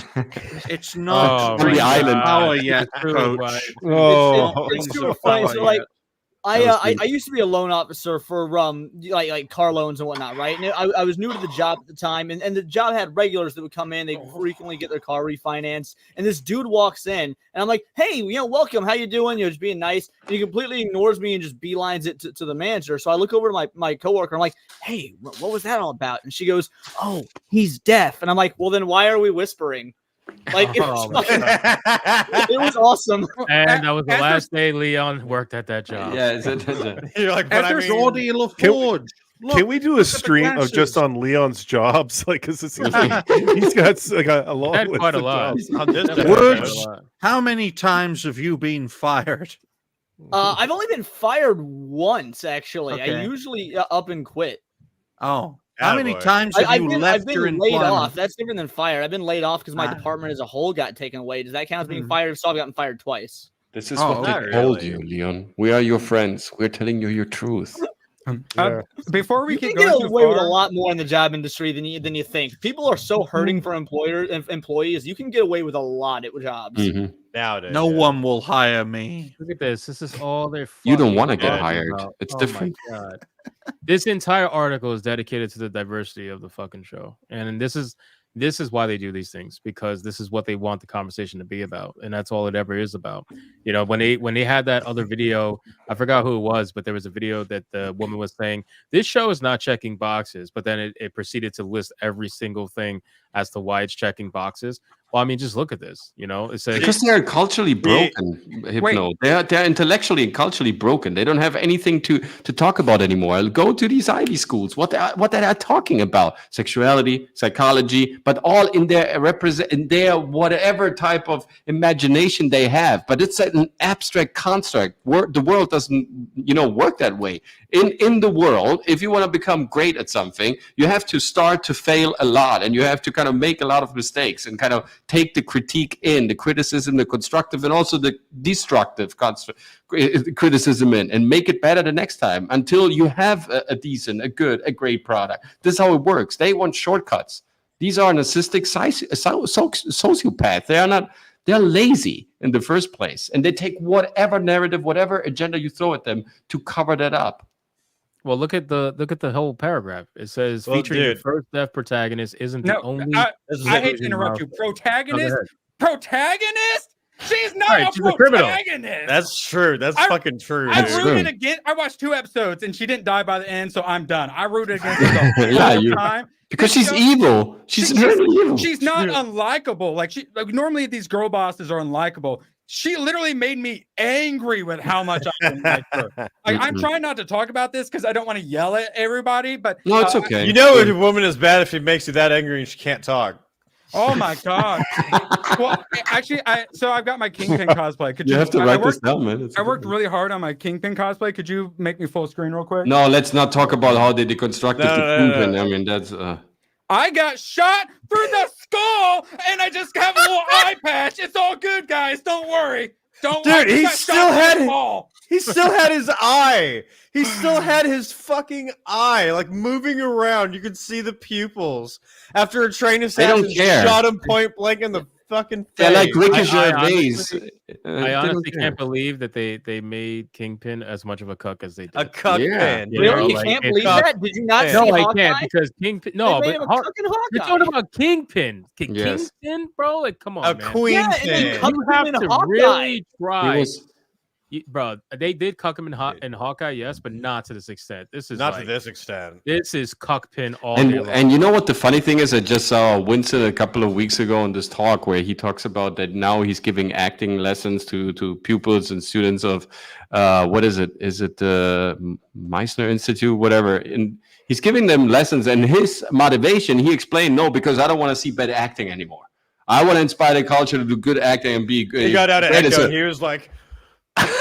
It's like, how is this like, like slightly hypocritical? So you're part of such a bad show. Your character gets destroyed, deconstructed, slaughtered on the altar of the agenda, and it's so badly made and so sloppy made. Sometimes you think like it's like an Ed Wood movie at a certain point, and you're talking about you want to improve the quality of your culture. Maybe you want to compensate for your for your sins, right? I like to use my most guest Ed privilege. Wood movies are so bad they're good. They're These are good. just bad. Use your guest Right. privilege. What happened? So I don't know if you guys know about this. I haven't seen articles about it. Ryan Kendall keeps bringing up that she's not actually an actress. You keep saying she's like a bad actor and stuff like that. She's not an actress. Apparently, she worked at like an Amazon factory and showed up for the casting call. She checked the 2 check boxes they had, and then she also had a fake leg. So they're like, "You're hired." That's exactly what I said. That's the only reason they cast her is a checkbox. You can fucking tell. Is that true, Ryan Cannell? I mean, Wyatt. Is that true? Did you make that video? I did not make that video. That's not me, fucker. Erwin Rommel, how dare you spread fake But I wanted to news. say that the funny thing that that Echo presents to us is a challenge that now Marvel's going to have to top this. They're going to have to be more inclusive, more diverse. Right. How do they top that? Who's Right. the next superhero? The next Iron Man has got to be like a gay, just torso, black woman. Well, I think with, they're like- canceling a lot of their stuff now, are they not? They're shelving a lot of their stuff. What I they don't need know. to do is they're gonna eventually have to have a hero with no arms, no legs, who's gay, Yeah. deaf and blind. It's Bald. got to be Anakin, but like gay. So Ryan, you do have a chance. There's this kung You have fu a movie. chance. Go blow yourself up, Persian. So there's a kung fu movie I'd see back in the day in like the checkout line, like just like the $2 DVD or whatever, and it was a guy with no legs on the shoulders of a dude with no arms. So they would combine and create like one normal Right. person. Yeah, we used to have satire, but in clown world, satire is reality. Yeah, we have that. It's called our government. We have Biden and I was Harris. going to It's say pretty that's much, called the Biden administration. this is the Biden administration in a nutshell. I honestly really want Ironheart to come out. I was, Yeah. I was gonna Yeah. say that. That's Ironheart just to come not out happening. more than Echo. I All the really do, because retard jokes. I just know that when Ironheart comes out, the views are going to be astronomical. Like every video Like- about Ironheart is going to be 50K plus. So I need Ironheart to come out so that I can hit 50K subs. Like please, before You're like, Wyatt I'd like to does. move into a bigger house, so I'd like Ironheart to come out. So. Seriously. She No, I should really need say Ironheart.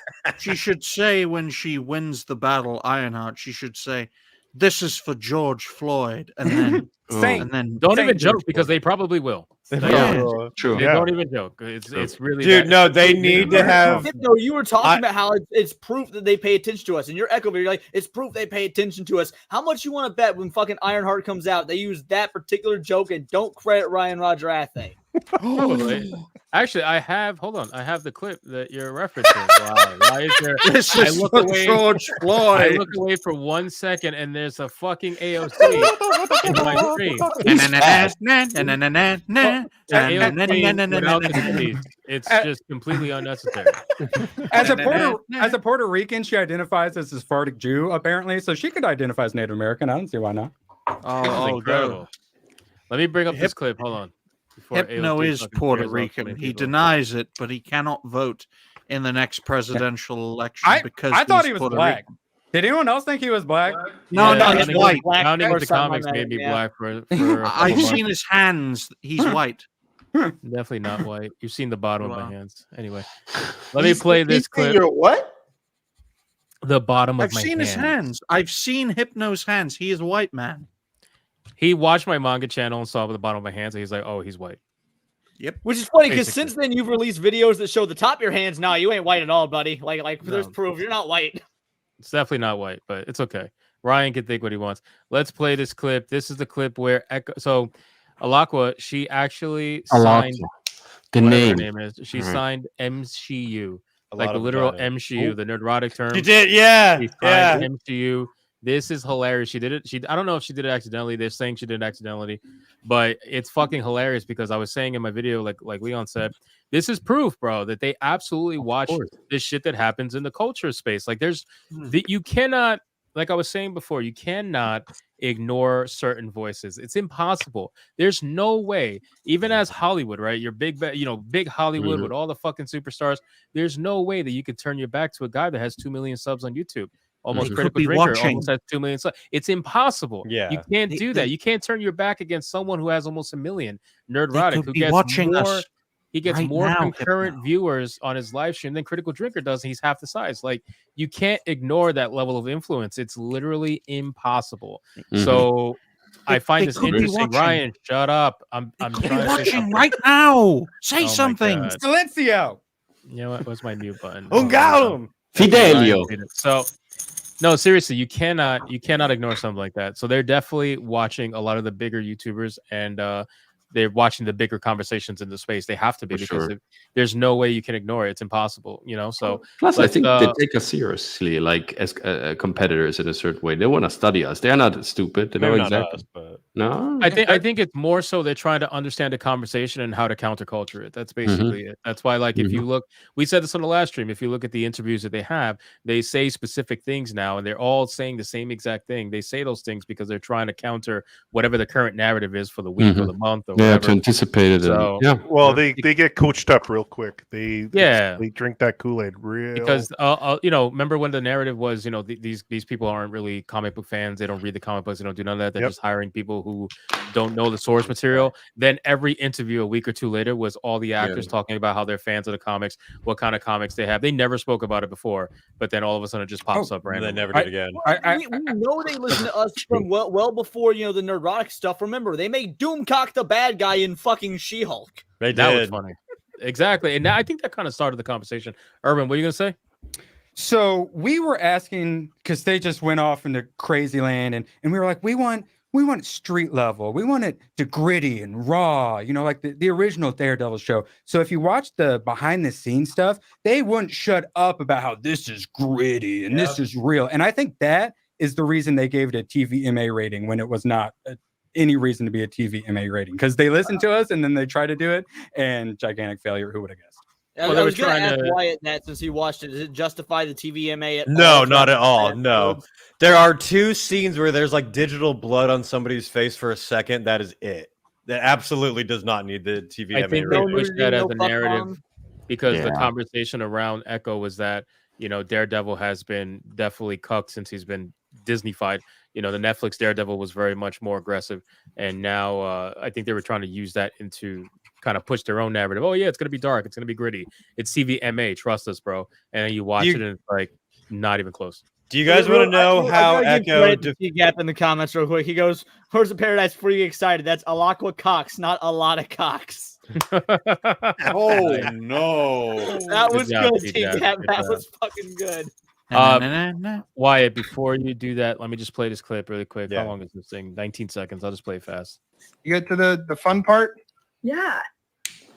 It's going to be more, of course, a lot of blood, violence, guns involved as well. And it's very gritty.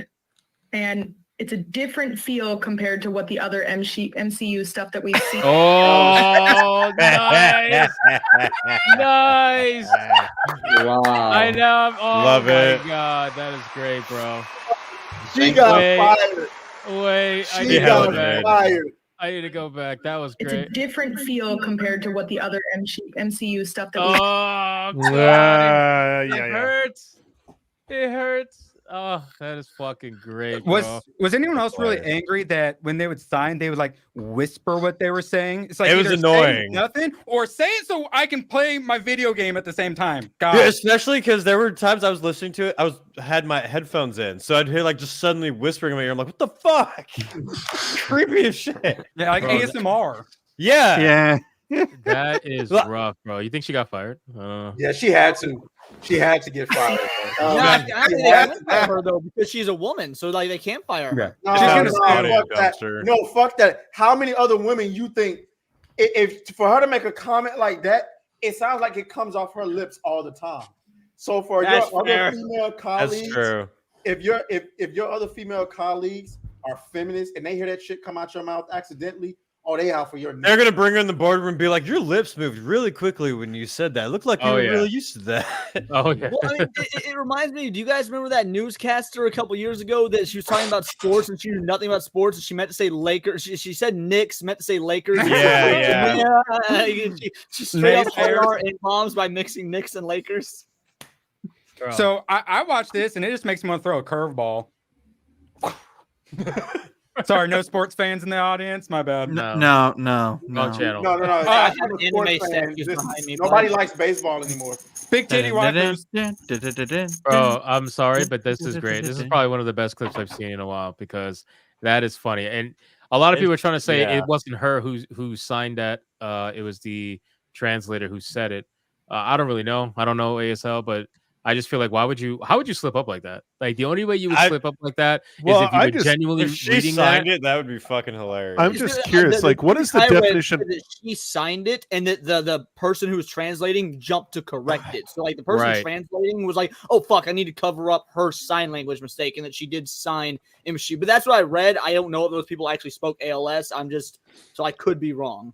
Which is funny too, because this actress she said in an interview too was that a lot of people who played deaf roles in the past were people who had hearing, and that a lot of deaf people were supposedly upset at the way that they portrayed the character because they never signed correctly. So if she didn't sign correctly in this scenario, then I mean that kind of invalidates her argument. And number two, or it could be the other way where she did sign correctly and the translator caught onto it and spoke before thinking, and then quickly tried to pivot and fix it. So it's one of the two. But either or, you look bad in both directions. So yeah, the best thing is that it's correct no matter how you spin it, because it is factually the MCU. So whether she meant to do it or not is still correct that she said MCU. She accidentally. I know executive who's just like, "Fuck! Did you really do that? Did you really have to fuck up like that?" Like they're just gonna yell at the translator, like, "Come on! You're giving these trolls more fucking ammo against us." You just know there's a conversation somewhere happening there. Yeah, when they yell at the translator, she's gonna sound like a fucking Wookiee. Well, I know we talked about it, but the definition of gritty, like, it's gritty because there's guns and there's blood, and it's like that's not gritty. Like that's violence. Yeah, like you're trying to This have show these was not gritty. buzzwords. Yeah, they're trying to create these buzzwords that people are going to be. Oh, it's gritty. I'm going to go watch it. It's visceral. It's counterculture though, Jay. That's what I'm saying. Like they watch what's happening in the actual cultural space on YouTube and whatnot, and they try to counter it with certain terms and everything that they could try to bait and switch people into watching the show. So they rated it TVMA, they called it gritty and whatever, and they do that because they know that people, when you announce Daredevil's going to be in the show, they're hoping and imagining there's going to be close to the Netflix version, which obviously we know it's not going to be or never was. But they want you to believe that it is, because for them, getting that viewership on the first and second episode is the most important thing for them. They don't really care if you finish the series. It's all about getting maximum viewership on first and second episode. If And they can do that, and how much was like Kingpin actually in the series? Oh, dude, that's what I've been wanting to say. Like, do you guys want to know how she defeats Kingpin in the epic finale? Feelings. They are in the little basement with like 10 people. Kingpin runs to go hit her, and she hugs his face and summons the powers of like good from her ancestors and puts him she mentally puts him in the bedroom where he was as a kid from the Netflix series, where he's staring at the wall and he can hear his dad beating his mom. But Echo's there in her little costume, and she signs to him like, "You don't have to be upset that your mom is being fucking killed in the room and you can hear." I'm sorry, I'm so good. This is so dumb. Like, oh my god, finish it. And she like pops out of his head, and Kingpin goes, "What'd you do?" And Kingpin leaves. I'm sorry. Oh my! Native wind power.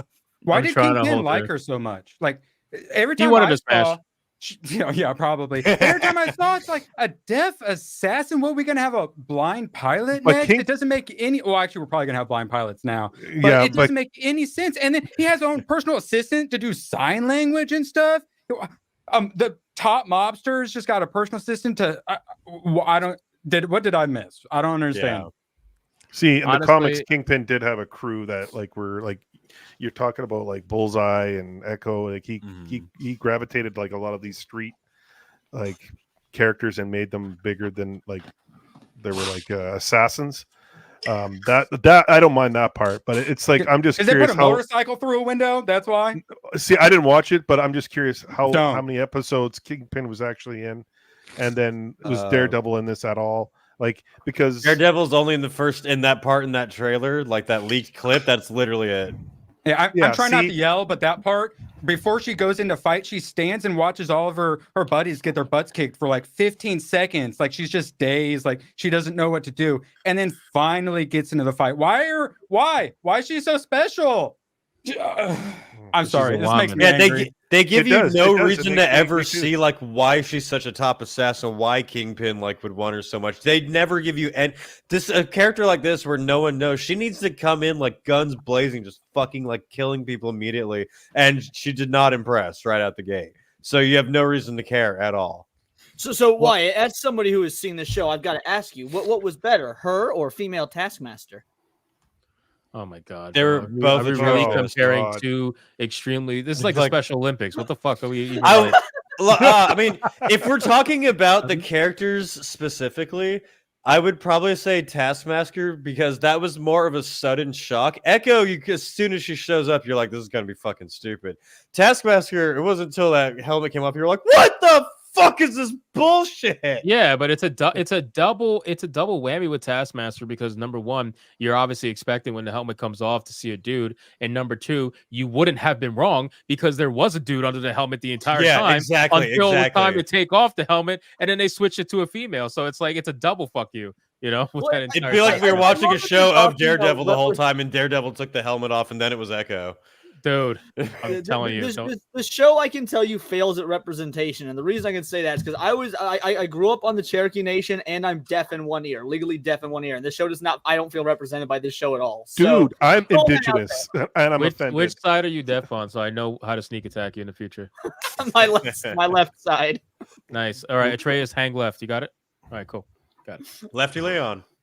Lefty Leon. Yep, there we go. Lefty Leon. Yeah. Leon, Atreus, your best friend is there. I'm right there. indigenous, and What I find the it fuck stupid. are you? So, like, How? It Where is was this it not coming just desperate pandering? yes. Okay, so I'm full screen, so I can yell about something now. Can we talk about that stupid sport game? Oh my Yeah, god! what the fuck? Dude? Oh! She used magic superpowers to play a football game. Okay, Better. so why did Yeah. they wait for like 5 scores to put the giant guy in? Second, the woman who we're all supposed to care about, she's like 45 all of a sudden playing this game.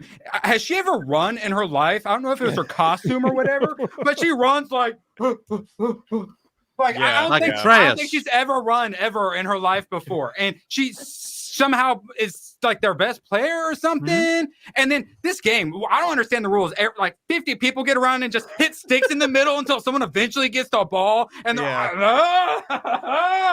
What is this? And then they're trying to make it be like some big epic thing, or like, oh, it's really empowering moment. I'm like, what the fuck? They look like they're just playing some stupid game in their backyard. Yes, Those are really clean indigenous people. Hi, by the way. how? Yeah. Very clean. She's- They're playing around in dirt and they're very clean. She has never That's ever run in her life lacrosse. before. And the camera they were using sucked in that scene. That shit was really annoying. A particularly intense semi-annual game of sticks. No, it wasn't. Between the Choctaw and the Chickasaw. Nice. Interesting. I like how this whole article is dedicated to that. What game is played in episode 2? That game is intense if the most violent thing you've ever seen is Tetris.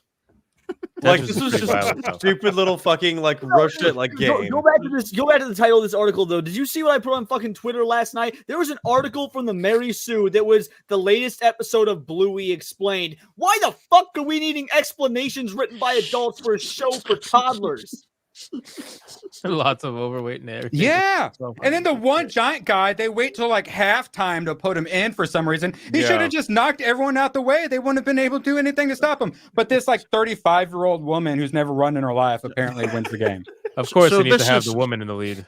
And the game was so important that she had to summon like ancestral superpowers in order to win it. Or she's That's going to how get kicked desperate- off the land. The losers got kicked off the land. And they put the big guy in at halftime. Yeah, they did. Well, I just like to say, I know this is fake, right? I know this is not based in Wait, it's not? reality because in that picture that I just saw, I saw a 2-story building, and those fuckers, just like the Africans, could not build a 2-story building until people like me and Coach and Rebel and Irwin came on the scene. And Woods. Hey, whoa! I told you I identify as black in a previous lifetime. Occasionally, I have to tap into that power usually for basketball.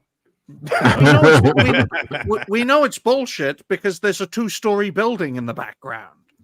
I mean, this is not a reality-based show, folks. I understand it's got to have some fantastical elements in it, but it's fucking bullshit. The MCU, my ass. What's cinematic about this? There's enough in the foreground to complain about. I can't believe you had time to be looking at the background. Yeah. I didn't want to see all the brownies in front of me. They weren't That's why. playing a real game. And to be fair, I haven't seen the show, but I even found if a video it of was a it. real game, Dude, it's so bad. I found a video of it. there's First of still all, a difference the between how women. something gets put to film versus how it is in real life. So, like, even if it is a real game, it Bro. can still be poorly put to film. The Lacrosse women- Network posted this on their TikTok. The Lacrosse Network. Wow. That The is women not a never played building. these games. That The is not a women never- building. That is a mound of fucking sand. Let me play this The- so you guys can see it. Hold on. Let me play this. Audio The- gotta go up. And I love how they call it Alabama, as if Alabama existed in 12 The camera they use bugs me. Oh yeah, I could feel the diversity. Like they were shot like an iPhone. That. You see this running? Oh my god. Like, don't run too fast for the camera. Why did you do that? What was the? You didn't have to do all of that. Right. It's always the same when they're doing these action scenes. All the stuff seems so You were fully open. unmotivated. Right. It's exactly. They're so random. They don't make any sense. It's always the same. Bro, It reminds me of the unnecessary spin. turn around. Unnecessary spins and moves that make no sense, that would just open up yourself to getting hit again, that you would never do in a real life like type of Yeah, remember circumstance. that last episode of Mandalorian? I think it was Mandalorian season, or no, it was Boba Fett. It was the Book of Boba Fett's last episode, and there was that Black Power Ranger dude that did that weird unnecessary spin when a laser beam was like 8 feet away from him. Or like, when he that's was what not it using looks his like. jetpack, where he could easily come out of the circle. He was not using even like his most basic powers, right? And stuff of the arm. I mean, these shows really the way they are. Kat brings up a good point. Even if this was a real game, would there be women playing it back then? Like, No. No. No! It'd be No, the they guy they wouldn't put be. in No. at halftime. They would not be playing. But again, it's not about historical accuracy. Let's not pretend like it is, because it's never. Right. Is. It's about Thank the God fact for that smallpox, eh? And we don't, of course, we not always know how these games and everything play out. But like you said, it's just the amount of unnecessary stuff and turns that they do that supposed to look flashy, but in the context of the scene, it's like checking out of the scene. It's like breaking the fourth wall. You're doing something that is not consistent with the character and the context of the scene just to make it look flashy, instead of inserting it in such a way that it still looks flashy, but it kind of makes sense in the circumstance of the scene. This is what we are seeing like constantly in all these shows. Like Rings of Power is picked with stuff where you're just like, oh, right, okay. You remember when we will talk about that later. Like this is really concerning, because here you can clearly tell, and the problem is the pain that they are. Shadowley. I can't take my eyes off you, man. It's like, No, but please continue. it It's is stupid. It is stupid, and it goes to show like it's all. I don't want to call it theater, because obviously it's a TV show, but it's like you're trying to make us feel this, I don't know, magic fucking moment of diversity, and all I can see is just bullshit. Like the entire thing is bullshit. It's all fake. It's all nonsense. Like what story are you really trying to sell here? You know, and it's so overly obnoxious. It's in your face the entire time, and it's so obvious. Like every time there's a female lead, everything good has to come from a female in that show. Everything bad has to come from a male. Almost, it's just Dude, Hypno, you asked a brilliant question. You said, what story they're trying to tell here? I don't fucking know. I haven't seen the show because none of the advertisements and none of the marketing has given me an idea of what the show is about. The marketing has all been, look at this diverse legless bitch. I don't give a fuck about that. I, to this day, do not actually know what the story of Echo is when they've been promoting it for literal months. Guys, as the only person who watched the show, apparently, there's the one time that she does get captured, she's held like hostage in the bowling alley where these people are going to wait to like turn her over to Fist. The guys that have held her hostage are these like white trash, like trailer, like hick type of people. Nice. Who, of course. Who talk in the way you would expect, look the way you would expect, in the Had a rat stereotypical way. Had a rat tail, I believe. Had a rat tail, like all the typical stuff, talked in the accent. And then in their skate fucking rink, it says "Make America Skate Again." If it wasn't just clear, yes, it fucking does. It's right there. It's very fucking clearly obvious. Oh my god! And then they have her beat the fuck out of all of them. Like, no. Anyone see Beekeeper? Like, oh my god, that didn't have a woke message, but it was so insanely woke in the casting. I refer to the FBI as the DEI the whole time, and it just like people who aren't into this stuff won't notice, but oh my god, it just like takes you out of it. Yeah. Right, that's what I mean. It just takes you out of it. At least, if you really have to do it, insert it in a more elegant way. Make sure it's just part of the backdrop or somehow, and then you place it in. But don't make it the thing, even when you are doing something that is, because the setup for this scene where we saw this ridiculous game, like the whole setup, visually and everything, it's like acceptable. It's not Marvel's best work, but you could kind of believe it. But they ruin it by inserting these unnecessary moves and making it even, they are even better than the men, of course, because they can, of course, even turn and do nice flicks while they are playing a rough and violent game, right? This is how full of dexterity. It's like unnecessary to emphasize that in that very circumstance. That's what I mean. It's like it takes you out. It makes this whole thing like even harder to watch and endure. And you can even enjoy those couple of moments that were decently made, setup wise. Erwin, so you saw a Beekeeper then, because I'm actually interested in Beekeeper. I plan on seeing it. I have a general question for you then, because you say the casting is woke. Is the casting woke or is it diverse? Because like to me, woke casting would be they cast individuals of all these different races and whatnot, and then those same people, they never take hits. They're Mary Sue style characters. They're the ones that always do everything right the first time. So do these diverse characters at any point fail or make mistakes? Because if so, I wouldn't say that's woke casting. I'm asking you because you've seen it. Okay, so we got 2 points I'm going to try to make before everyone starts yelling. So first off, the FBI agent, I call her the DEI agent, black, chubby woman with an afro, of course. And my favorite part is she oftentimes wears a Harvard shirt. So when this was made, the Claudine Gay Harvard president plagiarism thing hadn't happened yet. But when I saw that Harvard shirt, I lost it. So I didn't know anything going into this movie. I knew it was Jason Statham, so it was probably an action movie, and it's called Beekeeper, so there were probably some bees in it. The whole thing Not the bees! Yeah, the whole thing is it's like scam call centers. You've all seen the YouTube channels. They get millions and millions of views. Oh, I took down this Indian scam center. Yep. Not a single Indian scam caller. They're all like white, a couple maybe like Arabic people. They made sure it was like white, douchey tech bros and whatnot. Yes. Okay. Yeah. That would agree is woke then. Yeah. And then her partner, I thought was Indian. So I thought it was a black woman and Indian taking on all the evil white people. Turns out he was Iranian because, the FBI is always hiring Iranian people. And actually, nowadays, probably, yes. It's Persians. Yeah. And it was, and then the person who has identity or like gets all her money stolen online because she gets tricked into it is this sweet old black lady who's taking care of Jason Statham, the white man. So if you didn't know this stuff, you probably wouldn't notice it, but they did all the inversion and everything. Mm-hmm. They were doing the ninjutsus. It was a little rough, but I give it a 7 out of 10. I'd say go see it. And that's what I was about to ask, because when I watch, I nowadays just expect for there to be some level of wokeness and everything as an unfortunate reality, but you've got to like draw that line to where I can still find enjoyment in it regardless. So would you say the quality outweighs the wokeness? Oh yeah, for sure. And I will say though, I don't want to say it because it's a spoiler, but there's a girl boss and she is the bossiest of girl bosses. Because I knew about the DEI stuff, I figured out about halfway through who like the big tech douche bro, it's his mom, and she's powerful, she's got some pull, and you're like, I wonder who she is. About halfway it's like, I bet I know who she is. And then about 2/3, 3/4 of the way, they finally reveal, and it's like, don't, big stinger. And it's like, bro, I figured this out 30 minutes ago because you woke asses. It was so obvious what you're going to do.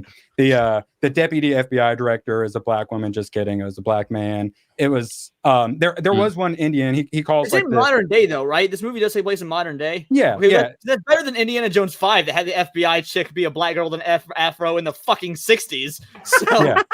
That's hilarious. He calls like early on when he's trying to get that early revenge, he calls the like secret covert operations people he used to work for. The person who answers is I'm pretty sure Indian woman, and then there's this like blonde bimbo sitting next to her. That's when I first realized, okay, something is going on here. But an elevator does chop someone in half, so I'd say go see it. That cool. sounds Yeah, it seems good. Good short synopsis review. I'm sorry. If you like Jason Statham action movies, yeah, it's pretty quality enough enough decent like camera work. They do a pretty good job.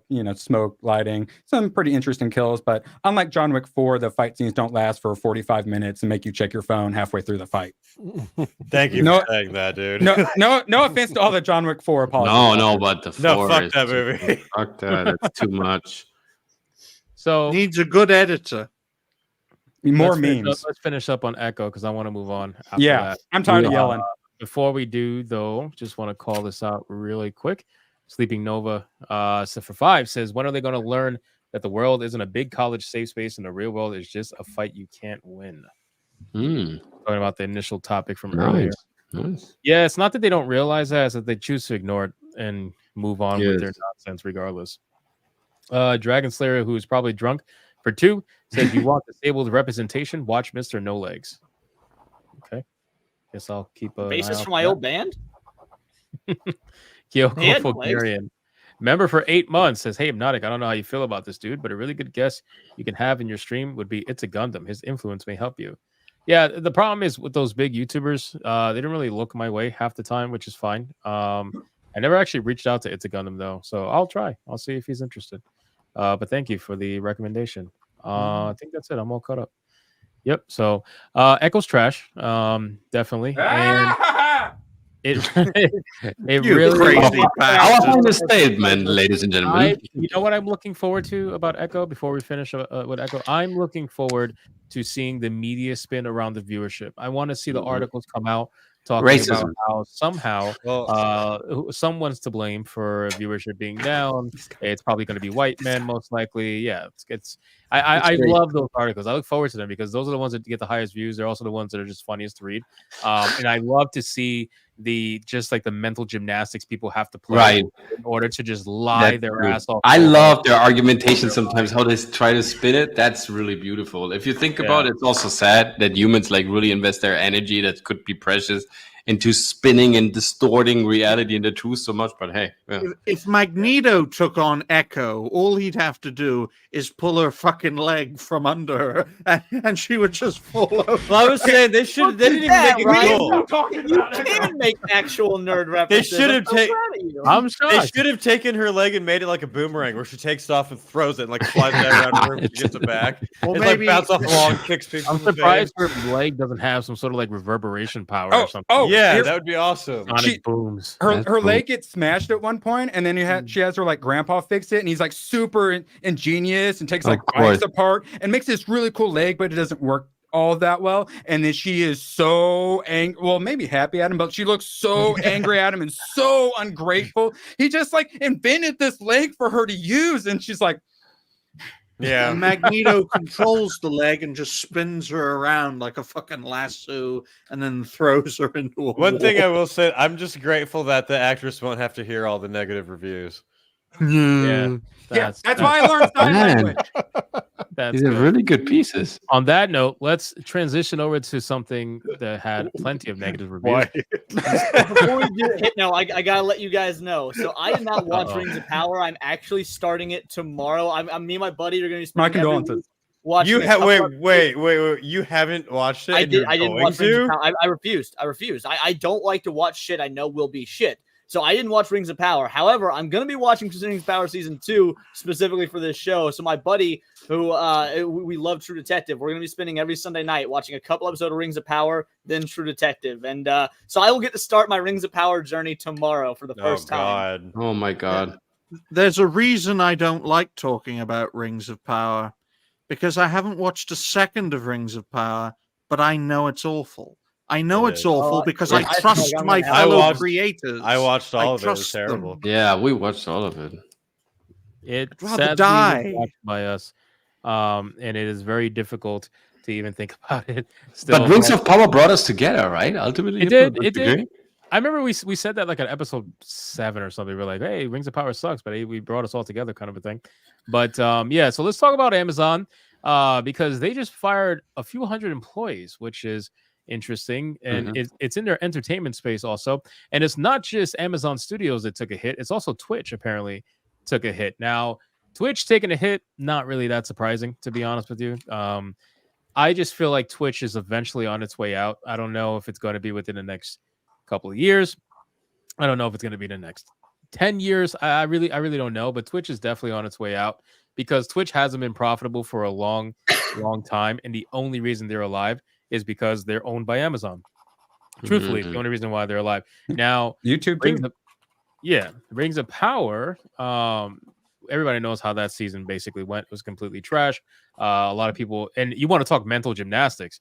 Rings of Power articles around, that show were insane. The amount of mental gymnastics that were played by all the shills, especially other YouTubers that were trying to desperately stay in the good graces of Amazon.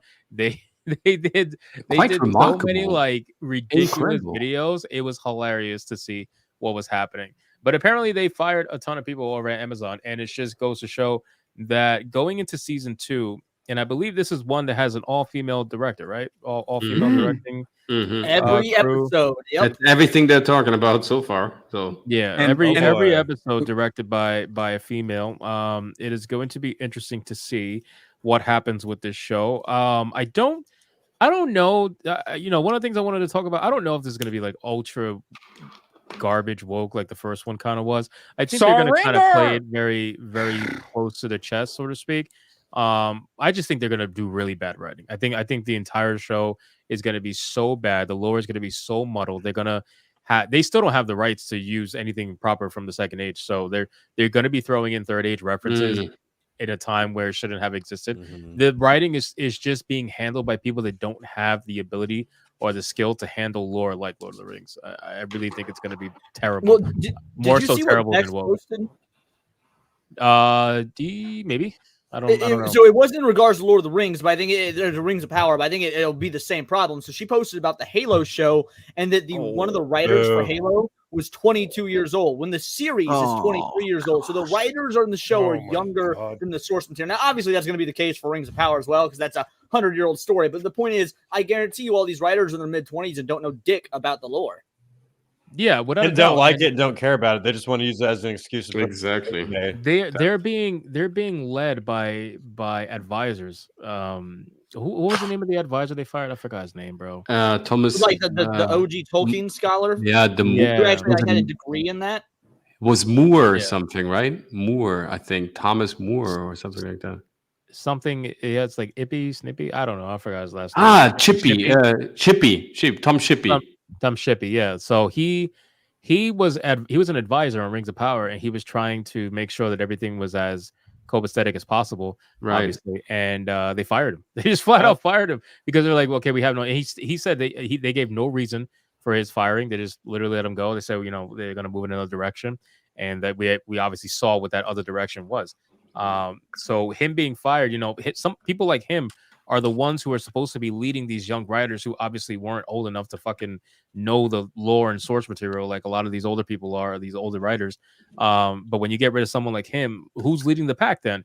Jennifer Salke? Like, she's fucking, are you kidding me? They refused Peter Jackson's help. I mean, dare you. What was that? I read I said, do kids not read Lord of the Rings in school anymore? I read the Hobbit. No, kids don't read anymore. Kids can't read anymore. Grade. I think I read the Lord of the Rings books in like 6th grade for the first time. Like, it was just a normal thing when you were that age. Like, oh, this is a really famous, well-known IP. It didn't that. I think the movies were out, or maybe only a couple of them. Either way, there definitely wasn't any Hobbit movies yet. It was just, hey, these are famous books. Read them. Yeah, no, they don't read anymore. Kids don't read. They're cannot fucking read. They cannot fucking read. Their attention span is like minimal. But give them a book like this, and they'll fucking run for their lives. But it's also a combination. It's not even that thick. It's a combination of lack of creativity, coupled with the fact of lack of experience, and also they just don't really care. Like the people that they hired to write Rings of Power don't care about what they're writing. They're only there for a paycheck, which is fine. I understand that. You want your money, no problem. but they're there for a paycheck, and they're also there just to be able to say that they were writers on Rings of Power. That's it. It bolsters their experience in the business, but they don't give a fuck about what they're writing. They don't care about whether it's lore accurate, and they'll give you all this bullshit about what the showrunner said, back to the books, all that shit. It's bullshit. None of them read the book past the initial probably couple of pages of the Silmarillion, and that's it. Just to kind of get a background of characters. That's Hypno, if you got a company that cares about certain source material and they hire, let's say, even younger people that not necessarily had to do something with this material in the first place because it's way older than them, they don't care. It's your mission as a company to make sure that they understand the importance of translating the source material into a truthful visual realization. Right, so they weren't allowed to use the source material. But still, I mean, when Peter Jackson called him up and said, "Hey, I understand you have problems with using all the source material, but I can still kind of direct you through the process and give you a lot of insight that you need, how to stylistically nail this, how to kind of represent it, accurately, so Tolkien, gets all of his homage and gets respected," and they declined. It was clear that they didn't want any like outside help to indicate them how it should be done. They wanted just to do their thing because the company told us. And this is the problem. You can get even unexperienced people, but if you teach them how to do it well, they do it well. I want to compliment Ryan's Peter Jackson cosplay. Sorry, continue. Yeah, fuck you, Goblin King bastard. Sorry, Coach. I want to say that's hilarious, but unfortunately that's a slight against Peter Jackson. But, I know. I apologize to Peter Jackson as well. It's okay. Yeah. Now I want to look up a picture of Peter Jackson because it's fucking accurate. I know. I had to say it before I lost it. Sorry, Holy shit, this is accurate as fuck, man. Good call. Good call. I calls him like I sees him. Hold on, let me bring this up. This is actually fucking amazingly accurate. Ryan Roger Athe, everybody. Dun, dun, dun, dun, dun. He has more hair. He's got more hair. Yeah, find one with glasses. Yeah, when he wears like a. I don't think Ryan's gonna make it to that age. Yes, that one. One day when you all get fucking purged, you're all gonna beg to be on reality based, especially you, Gooch. Well, I would say, Ryan, you are probably the last channel I would beg to be on. I would like a channel that actually gets views. It gets views. The show when you were a guest got the least amount of views for a live show. I got you too early. I got my pretty early. I got my Ryan in like 5 years cosplay on now. Nice. Fuck you. That's tomorrow. Tomorrow morning. That just looks like right now. Yeah. Uno momentos. Also, sorry I haven't been turning my camera off. When I tried to mute last time, that's when everything exploded. So you guys have fun looking at my comic book. It's okay. It's better than how much money does he have? Look at all those books. God, you see literally anything you think people have money. It's crazy, Ryan. Like, yeah. What are you drawing, Coach? I've never been broker in my life. And I blame the comic books. Oh, nice. That looks nice and traditional, man. Way to go. Very sick. That paper looks expensive. You must have a lot of money. Coach, is that like an old school like Japanese style you're doing right there? Yeah, it's sort of trying to mix, like Lord of the Rings and Japanese. That is awesome. Thanks, man. Appreciate it. You know what's crazy? When I Google Lord of the Rings Rings of Power Season 2, all I'm getting is literally just diversity articles about the announcement of Sauron being Indian now and a whole bunch of other nonsense. I think I dreamt of our Sauron Indian piece the other night. Dude, I've watched that so many times. It haunted me in my dreams. Come to Moria. I had like 2 or 3 clips I couldn't even use in the video I just made. Like, it was so good. I got extra to put in my next one too. I can't do an Indian accent. I'm so excited to watch Rings of Power because I'm now going to have a avenue to look at what bastardized Lord of the Rings more, this or Magic the Gathering. Like, it can finally decide. Look, this shit just randomly popped up. I don't even know what fucking website this is. Just Gavi Singh Jeddah cast as the original Sauron in the Rings of Power Season 2. He'll even do this pose. Sauron's going to do this pose too. He's going to make sure he prays too. He's not black enough. Look at Sauron. Look how black he is. He's not black enough. Clearly. Yeah, he wants to remote control your desktop to help you out. Sorry, spoiler alert for the Beekeeper. Oh my god, I'm trying to find the article about Amazon. He brainwashes everyone.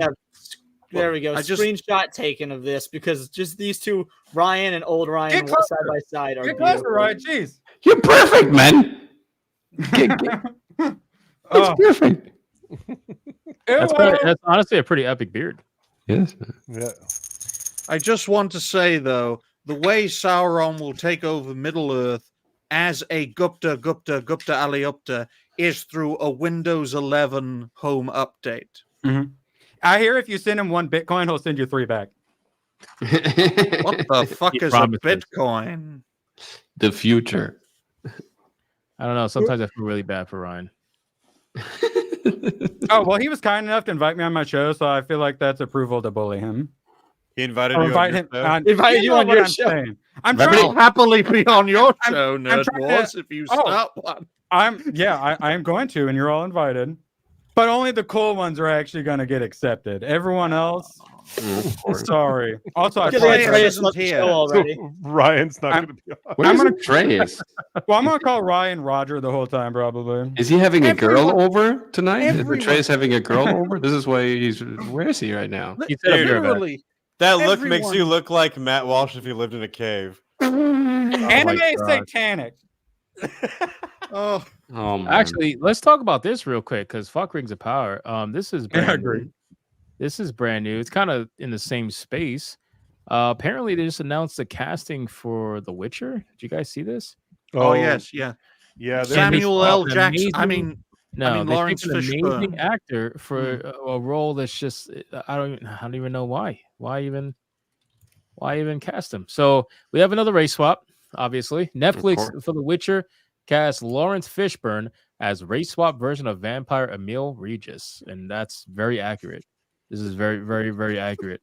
I was told by everyone that because Disney was losing some money on their box office, that suddenly woke was over, we beat it, and we just needed to wait a few more years, and woke would be over, guys. Yeah, my ass. No, Yeah, no, Neo, I'm a fair. vampire now. To be Well, I just fair, looked- it's I just Lawrence looked- Fishburne. I looked at the stock price, like the stocks, and Disney's like still at like 90. They're floundering still, and like Netflix is at 452 US dollars per stock. So Yeah, they're the only streamers actually making money, right? yeah, they're the only ones that making money, and Amazon's at 155 and losing and dropping. So like it tells you like the woke go broke is true. Like these companies are dropping like flies. They're hemorrhaging money. Yeah. And a lot of them are not too big to fail. A lot of people think these companies are too big to fail. They're not. Some of them might be, very, very few of them, but a lot of them are not too big to fail. They can. That's definitely why. fail if they gotta- if they That's keep why I doing what say they're it. doing. That's why I say Disney's going to start selling some of these properties, man. I wouldn't. It won't. Well, Do- did do you you think- guys? Oh, sorry, go ahead. Go ahead. Well, I was just going to say, do you think Toussaint is just going to be fucking Chicago? Oh, because Regis was based in Toussaint, based on the Blood and Wine DLC, or maybe they're going to do an older past version.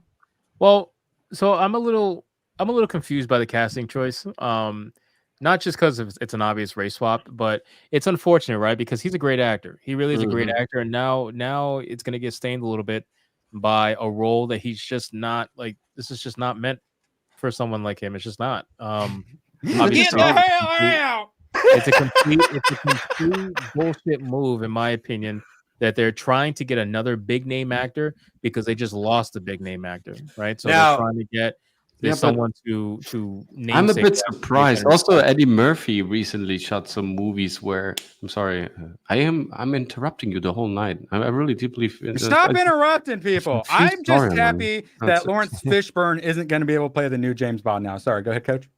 No, the thing is, don't they feel bad about it? I mean, even Eddie Murphy now plays in woke movies. It's like, why is he doing that? And he's Money. not- and you can, but I mean, how much money? Okay, he has nine kids and transsexual and whatever other interests. Okay, but I mean, is there not a point where you think like I probably shouldn't betray everything, right? I should like keep some decency to myself so I can look him up, but probably not. Yeah, probably it's all driven by that. You want to know why? Is because COVID, a lot of the stocks went belly Mm-mm. A lot of the investments went belly, Mm-mm-mm. and True. now they're like They lost feeling money, the yeah. pinch. They lost a lot of money, and now they're like, oh, I got to get some money quick, and they're just jumping at anything that's Nicolas gonna pay big money. Cage is also right. Yeah. Yeah, well, yeah, Yeah. Nicolas Cage got raked over the coals, right? With Right. that what's his name there, like that money scam. But yeah, a lot of actors and actresses that were thinking that I can retire and just pick really good roles are feeling the pinch because COVID really screwed up the stock price, especially with pensions and all that kind of stuff. And another thing, especially for those two actors that we just mentioned, Murphy and Fishburne, I ideally love these actors. I think they're incredible and terrific. And besides Murphy being My Name is Dolomite, which to me was a decent movie, he played a great part. I feel like I love that movie. I felt like he love delivered a very solid performance there. But Lawrence Fishburne recently, I don't know, his performances are a bit. Yeah, they've been a bit worn out. They're a bit sad and a bit. They're not really like the dynamic has not been as consistent, right? He's not playing it on his best levels. Well, look what happens to it's ageism, right? And as much as they don't want to say it, it's ageism towards men. It's ageism towards women as they get older. They don't get the roles that they would get when they're younger, right? Burt Reynolds he got shit roles for years, and then finally, and he didn't even want to do Boogie Nights, and finally he took it, and then he got recognized for his acting chops. A lot of these actors and actresses get cast off the side. They need the money. They take these shitty roles. You see it all the time because they start taking shitty roles, and then they start get typecast for these shitty roles. And it's hard to get out of. Like Nick Cage I understand. I don't actually see. I gotta push back on that. I think it's the people are clamoring for these older actors nowadays. I mean, look at Tom Cruise. Look at Willem Dafoe was just called by Jared Leto the greatest actor of the modern America. But Tom Cruise is picking his own projects. You're talking about Tom Cruise who's like got an actual Yeah, well, what I'm saying is people are clamoring for these older actors because they hate these young upstarts. But the production companies aren't. That's the thing. Like people may say it. Does Lawrence Fishburne in that picture look too old to be Morpheus in Matrix Resurrection? I think this is not a recent picture. I think this picture is a bit older, to be honest. I remember him a bit older looking. It's like, but. The thing is, okay, money, of course, drives most of things in LA, but also for Hollywood actors, there are many, many great ways of making money. So I guess this is right. They want to also polish their ego, I guess, and still kind of be somehow relevant, and they need to appear in certain pictures. They also have deals with their agents and the networks, and they need to appear, whether they like it or not. And if they, if they flip the project, they have to accept it anyway. So I get that sometimes, but it's sad that some actors where you thought, oh, they have integrity. I believe Fishburne, I believe Denzel Washington. There are some actors where I believe like they have integrity, and nonetheless they're picking on those jobs where you feel like it's sad. I do find it interesting that Coach is naming only black male actors. I mean, I don't know why. I don't know. Yeah. Lawrence Fishburne, Eddie Murphy. To me, those people, like, of course, Eddie Murphy has made like pretty crazy like movie choices in the past that I didn't really kind of understand, and really, really bad, shitty choices. But also Will Smith But what the integrity comes from, of course, seeing them always being portrayed also in a certain way. And even I, being from the industry, I fall for that, and I believe, they must be like similar to the roles they're interpreting. And apparently, they're not. Right? They're driven like everybody else from core human instinct. I honestly can't wait to see what the viewership is going to be like now that Henry Cavill's not in the show. Because you're going to have Liam Hemsworth in it. I really don't think he can lead the show. Lawrence Fishburne's an amazing actor, but he's not bringing people in the way that Cavill would bring people in. I mean, that's clearly not. Yeah, it's not. Imagine if you took his shirt off. It's not going to bring the ladies in the same way. That's for sure. Boom, boom, boom. Well, the Barry White effect. You never know. Dun, dun, dun. Dun, dun, dun. All right. But I mean, if you look at Lawrence Fishburne's filmography, his recent movies are. I mean, he's been in the John Wick movies. Yeah, I was gonna say, don't make me talk about John Wick 4 again. I'll do it. Regardless of anything of John Wick 4 as a whole, Lawrence Fishburne definitely wasn't bad in those. He was in the Ice Road, which got really, which was praised. But that's not what we're. Was really praised. He was in that. Yeah, So, but he wasn't really delivering like he used to. Yeah. Right? Don't you agree? I say, did anyone watch Blackish? It's pretty decent the first couple seasons, but then they went like full BLM, and one of the main people they did it through was True. In the character. beginning, it was pretty decent, actually funny, and then they completely flipped the switch. I can't wait to see Lawrence looking like this. It's gonna be interesting. I wonder who will play Detlef, assuming he survives. I don't know if this is going to be like a prequel or a sequel to the games, so you never know. Who knows? They don't really care. They can pick up any character. They don't care about the timeline or lore or anything. Maybe like that. Samuel L. Jackson should play as Detlef, and then they can have like a funny scene where we can't tell the difference between the two.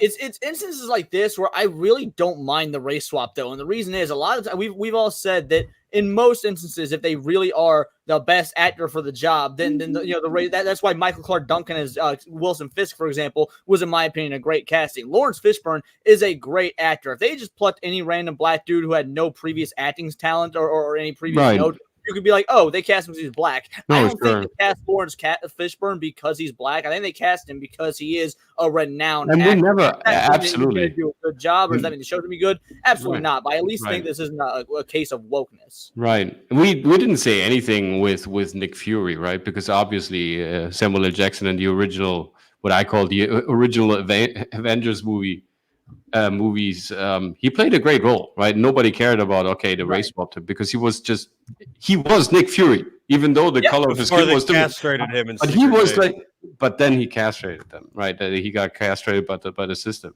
But I actually that was the perfect example that it doesn't matter because he was he was performing and he was kind of living these core values of Nick Fury, like in the comic book. So I had no problem him interpreting it. But if it's just for the sake, of course, like we discuss this very often, it's like it makes no sense. And let's see. He's a great actor for sure. Let's see if they give him great actors also to play with, because Lawrence Fishburne is, he's not really someone who can carry like a whole movie. He's a great co-protagonist.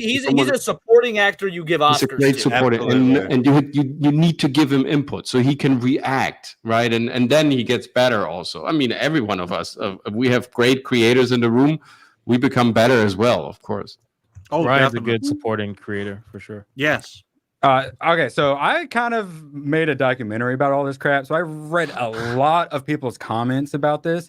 And probably the thing they say the most is that the problem is when it's forced diversity, when it's shoved down our throats. If it happens naturally, such as like when Nick Fury gets turned black in the Ultimates in a comic book, and then he gets in the MC, and then it was like based on him. That's a lot more natural and it works well. But when it's just shoved down your throat and you know it's being shoved down your throat because the media is the one shoving it down your throat, exactly. That is the problem everyone has. Yeah. Well, truthfully, so the whole forced diversity thing, you guys got to remember, a lot of people don't necessarily grow up in ultra diverse areas, right? So most people kind of get together and they live in the same spaces. They kind of congregate and live in the same spaces. Asians tend to live where Asians are, whites tend to live where whites are, blacks where blacks. Self-segregation. It just happens. Like it happens naturally like that. Tend to live where whites so are. when you start doing shit like just random diversity for the sake of just checking a box, perfect examples probably I would say maybe the Rings of Power, the Hobbits, where you had one of literally every race, and meanwhile there's literally no explanation as to how this is. Like exactly. just one of every race, just for the hell of it, just for the fun of it. Okay, just it is what it is. It's human nature, right, to kind of all congregate with like-minded, likewise people. Everybody tends to congregate that way. You can call it racism. I just, like you said, you call it self-segregation. It really is that way. At least that's how people are naturally. Then maybe as they grow up, they, maybe they're exposed to certain things, and you kind of go from there. Very few places is it ultra ridiculously diverse. Probably major cities are ultra diverse, I would imagine, but most suburban rural areas, you'll realize that as you go to pockets of those areas, it's all kind of the same people living in the same. But even big cities still segregate off. You Yeah. weren't going to be a white guy in Harlem in the 90s. That was almost Right. unheard of. You're not going to find a ton of black people in China. I was just going to say, if black people in Chinatown, you're not going to find that. You know what I mean? So it happens, right? But I mean, Rich Swagler does have a good point there. He says, "Have y'all been to Washington D.C.? The hood is right around the corner from the White House and Congress.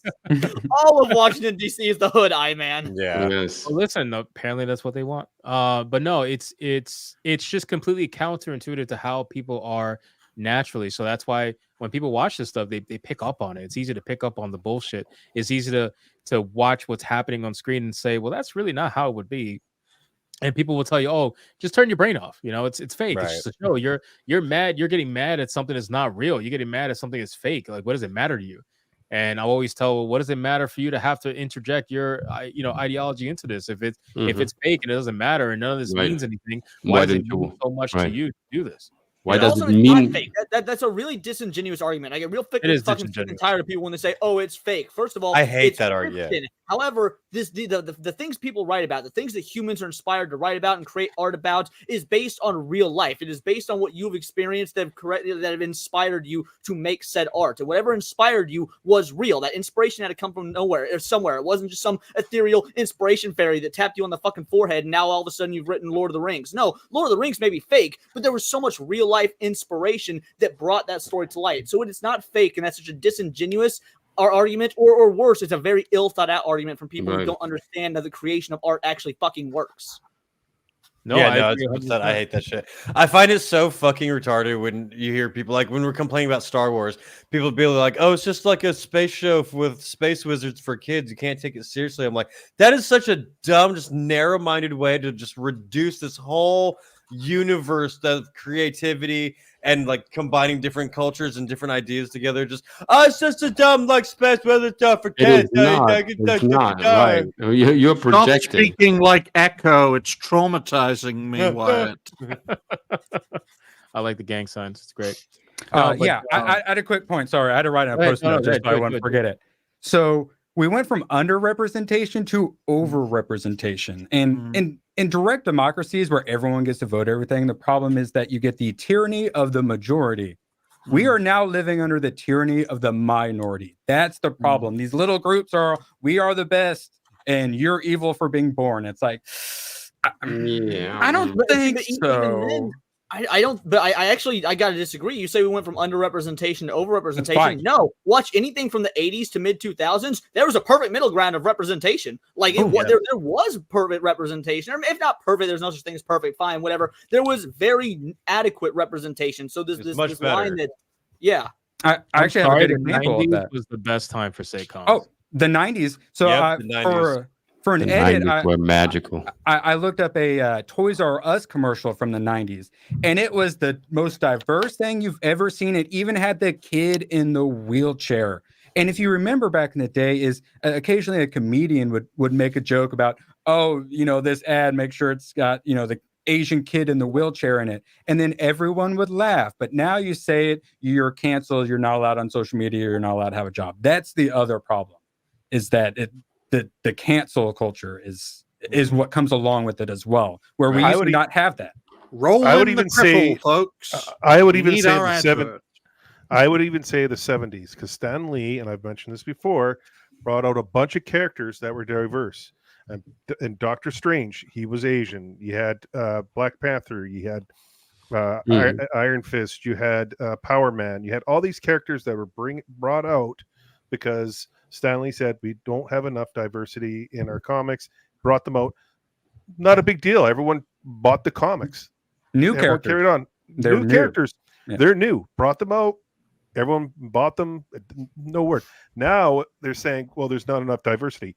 Bullshit. There's been diversity in comics and cartoons and pop culture for decades now, and you just are pissed off because you're not seeing yourself on the screen.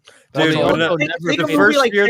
Parasite won a bunch of Oscars in 2019. That movie, and it was praised for its diversity. Just talked about it was that a fucking South Korean movie starring all South Koreans. That's not diverse. In a land full of white people like America, we're going to look at it and be like, oh, they don't look like us. But that's not what diversity actually means. Nothing wrong. Parasite's a good movie. Bong Joon-ho is a great director. But that being said, that's not a diverse movie. It's actually an entirely homogenous movie because every single cast member is South Korean. So I don't want to hear about the fake diversity. Godzilla -1. Yeah, I don't want white people in Godzilla. Bingo. Right. Yeah, exactly. But it's all about power. Is really what it's all about. They don't want represented. They want power over you. Let me show this really quick. So look at what it was like in the 90s. Okay. Yep. We got great. Frasier, Fresh Prince of Bel-Air, Home Improvement, The Nanny, Boy Meets World, one of my favorite shows by far. Living Single, Everybody Loves Raymond, fucking Cosby's, South Park, Moesha. We also got fucking Martin, also one of my favorite shows by far. Sister.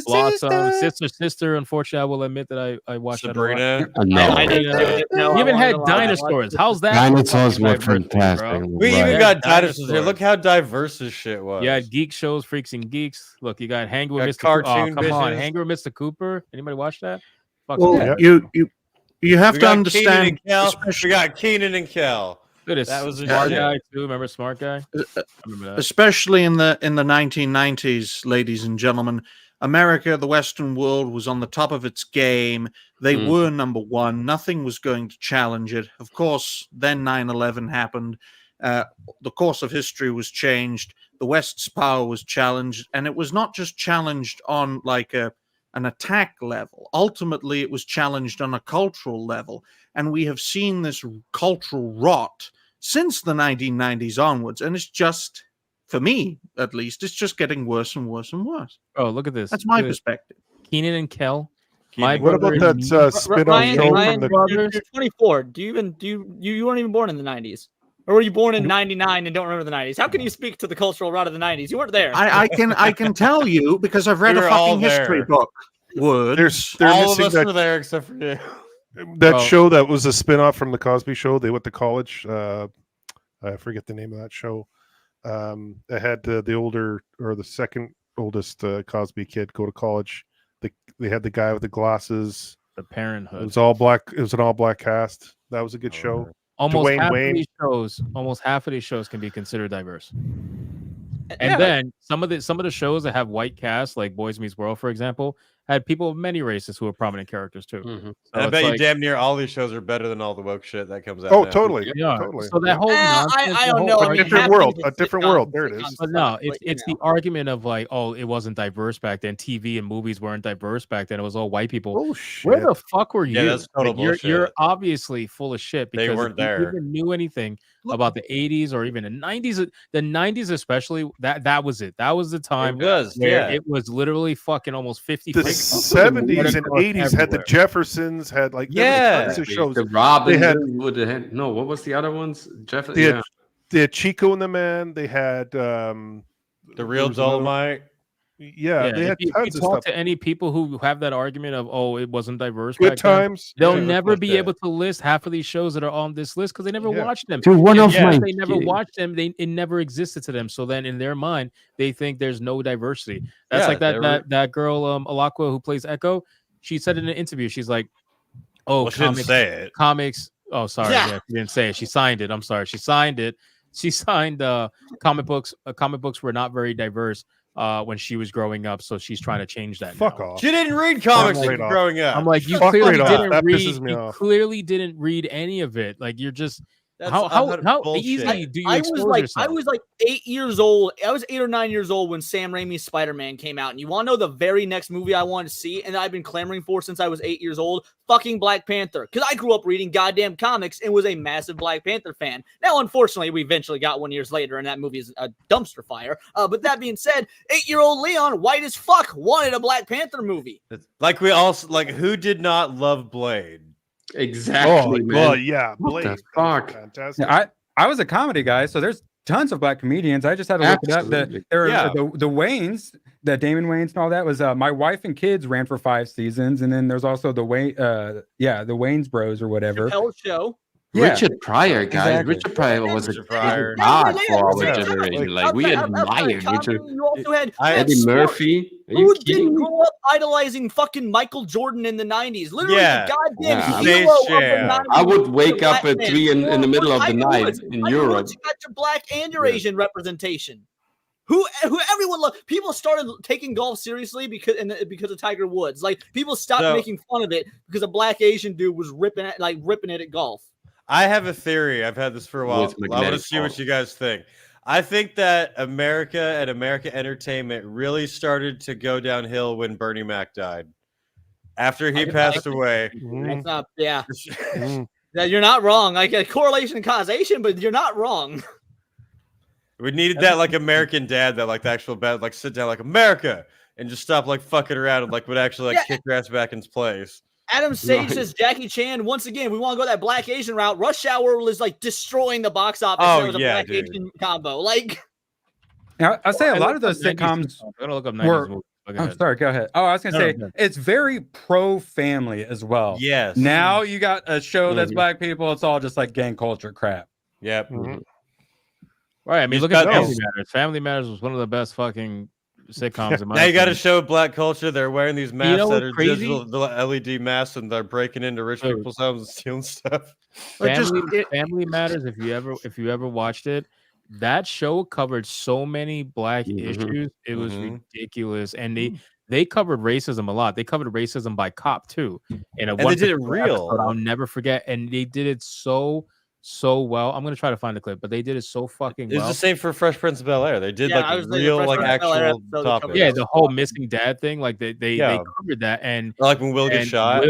Will got shot too. They covered the missing dad thing, and apparently that was all like not even scripted. Like towards the end of it, where Will no, just kinda, that's actually that's a rumor. It was scripted. That was Was it something scripted? that got that Okay. was scripted. even so, if it was scripted, not scripted, it was fucking fantastic. Like he did Yeah, he did Will a great Smith still job. killed it as yeah. Yeah, Fresh But, Prince. They had Trump on. That was back when black people liked Trump. Yep. Yeah. Honestly, you want to talk about what They still do. They're starting to again. They're starting to Ice again. Cube. Ice Cube. They're, I think now, especially this election, they're like, nah, we're down with Trump. Yeah. It seems a lot more common now. I put my Biden cosplay on. By the way, speaking of that, this is the pen that I stole from Donald Trump's place here in Los Angeles. Oh my! Good job.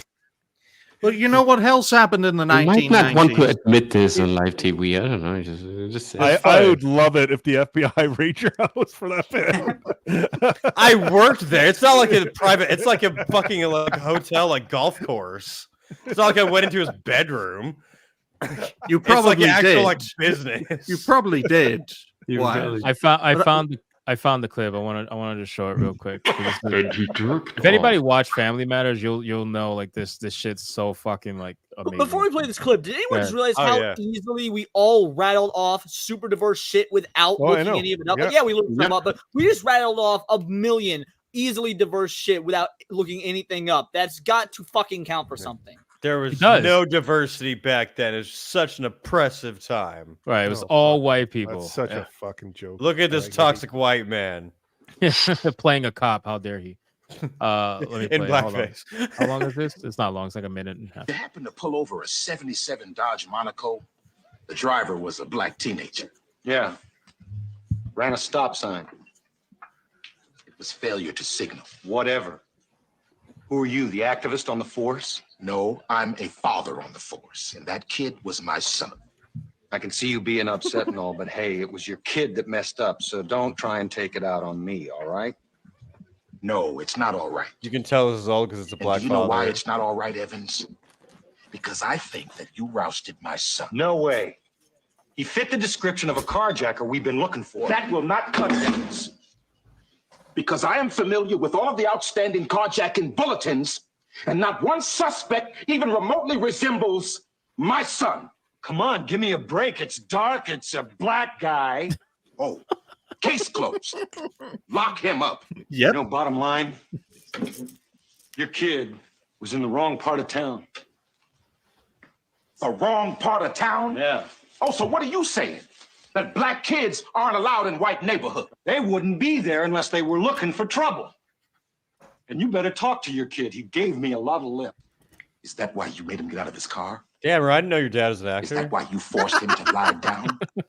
Is that why you cuffed him? Sarge, if your son had just told us he was a cop's kid, it would have been no problem. So what do you say? That you only harass black kids whose parents aren't cops? I didn't say that. You didn't have to say that. Because the point is that you two harassed my son because he's black. You can't prove that. So the whole point of showing this clip is that people actually a couple years ago during the whole BLM thing, they tried to take this clip and use it out of context and try to make it into something that is not. This clip is a great example of trying to talk about social justice and everything without being a virtue signaling, terribly written piece. Like this is actually pretty damn fucking powerful. This entire scene is, and it's very, very well done, and it's acted very well. Aside from the white actor, I don't think it's that great, but still, like the point gets across. Which one? Very, very well. The main cop. The one that looks like you. The main one. Oh, right. No, I agree with talking you. It's like a powerful scene. It's a powerful scene. So it's just it's a big difference, man, between doing something that happens to be based in social justice and doing it the right way, or just doing something just because you got to check off a box and get it done and get it over with and not even care about how it comes off or it's portrayed. It's fucking terrible. This is a big talking point for me. This particular, and it fits the character, Hypno. Right. It fits does. the character of a police officer to talk about moral value, law values, what is society implying, what are we personally doing about it, and all this stuff. So it fits the police officer. And there's a lead up to it too, Coach. So so he hits him with a very typical line: "You pulled over my son because he's black." Right. The difference between modern day writing and writing of yesterday is that you got the entire monologue before that line leading up to it, explaining why he knows, explaining why he knows that the kid was pulled over only because he's black. He knows the bulletins were bullshit. He knows that the description wasn't looking like his son. He knows all of that. Got the guy to basically admit to it, break down and say, well, give me a break. It's dark. He's a black guy. That basically got him to admit that was the reason why he was pulled over. Yes. And whereas modern writing of today, they'll just start off and they'll be like, oh, you only pulled over my son because he's black. Well, what gave you that idea? And they'll give, exactly what you said. They'll give you no context. And am I wrong? But throughout the show, doesn't he go throughout finding the whole process, finding all the evidence to make sure? He doesn't it's like half of the episodes dedicated to him finding out the reason why his son and was making pulled over, making into sure. it before he makes an accusation. Yeah. Doesn't he get upset with his son? Like in the beginning of the show, he does. He blames his son, and his son is like, "Oh, they only pulled me over because I'm black." And he's like, "Don't think that way. That's not true." And then he ends up finding out that in this case it was true, but he didn't go straight for the victim mentality or the accusation. Exactly. He looked into it and found out the truth. Plus, what you're just mentioning is 101 script analysis. This is what we teach at UCLA. This is what we teach at Julia. People pay money for this. This is what I teach. Like, this is what usually people pay money for, because it's to understand that a character in a scene needs to want something from another character in the scene. He wants the other character to do something that makes the original character happy, or that somehow complies to what he orders him to do. And this is how the clash of interest kind of happens. This is where we have the conflict in the scene. If you take that ramp, like you were describing it, away from the scene, then you don't have critical mass. You don't have emotional mass to deal with. Right. So you're creating a flat scene that has no stakes, literally no stakes. And this is what we're complaining for the last 20 years or so, because they took the stakes, the ramp, the emotional involvement, the relationship, the conflict, pretty much everything that you need to do, and everything that they fucking teach in their courses for $4,000 a month. Yeah, like, this is the hilarious part. Literally. In order to get into Hollywood network system, you need to go to a school and pay those fuckers like $4,000 a month to learn exactly what I just described. And then when they are working at Disney, they remove it out of the equation. Yep. It's fucking incredible. It is 100% true. And you were saying Hypnotic, like that speech is pretty powerful, because you know what it means to him. It's his son that he was wrong about, and his job that he was passionate about, that he was like, all of these things add up to this moment to make it powerful. It's not just white man bad, black person good and innocent, and just we understand. What else adds to it is that the show is not like this every single episode. So when you have a moment like this, it hits harder as opposed to modern shows now that want to make every episode activist. Every episode about right. Yeah, my grandfather was a cop in Detroit in the 70s I've heard some egregious stories, both in terms of what white cops have done, what black cops had to do. So Detroit in the 70s was not a good place. My grandfather to this day is two best friends are black dudes. Like they're like apparently in Detroit in the 70s, you could not be a black cop and drive around in a car because you would get beaten for being a black cop. Like that was just an unfortunate reality of being black in Detroit, is you were basically like joining the enemy side. It's atrocious stuff. So if you try and like movies and shows that push messages like this then and whatnot, you could say they're pushing a message, but it's one that's at least accurate to the time, as opposed to nowadays when you've got these forced messages. These aren't actual problems we're dealing with in the majority of society. The vast majority of people are not actually racist or don't actually have any sort of hatred towards people of other races or ethnicities or sexualities or whatever. Yeah, except for maybe Ryan over here. The vast majority of people aren't like that. So when you're putting these messages in every episode of every crappy TV show, it's also a fake mirror to the real world we live in. Whereas back then in shows like these, it was at least more accurate to the time. About those sitcoms, the sitcoms from the 90s, if you watch those shows, they all touched on extremely relevant topics, not just from a social justice aspect, but just about families, just about life in general. You know, when I watch Boy Meets World and dealing with the death of Sean's dad, like that was a really strong episode. Just covers a whole bunch of things. Go ahead, Jay. I've been watching The Love Boat, and it's funny because it's 70s into the 80s, and I'm like, oh damn, they touched on a lot of subjects. They had they had Gopher's best friend from college transition to a woman, and they talked about that on the show, and I'm like, okay, so this is like 1979, 1980, and I'm like. They have this one of the most popular show back then, probably on TV, and they're doing this, and people are claiming, "Oh, we're not being represented." Right. The stuff that they had on those shows, I'm like sitting there going, "Damn, this is Jay. Do you topics?" Jay, do you remember Fantasy Island? Was it Fantasy Island? Fantasy Island, dude. I mean, the themes, the topics that they covered in this series, like, and it was a fucking midget. Yeah. Airplane. But like, but it's not enough. It's not enough. It's got to be in every episode. It's got to be. It's got to be in your face, and like you guys mentioned, poor writing, poor representation. I really like that. Show the show we were just looking at, where he was like, he didn't come right out and attack him. He was like piecing it together, nice and slowly. Yes, and the ramp was nice. Yeah, the ramp up. It was really well done. It's great writing, great acting. Great writing. That's why I say great writing is like architecture. It's the same thing. You need arcs, you need bridges. It needs to be a construct that holds, that is solid, that makes sense, that has ornamentation. And nowadays, these buildings, they don't make sense that they're building. The architecture of these stories, the narratives, they don't fucking make sense. It's horrible. They're all over the place. It's like you would build a window. It's like this, right? You build stuff that, I mean, here it's art, but it doesn't hold up as a building.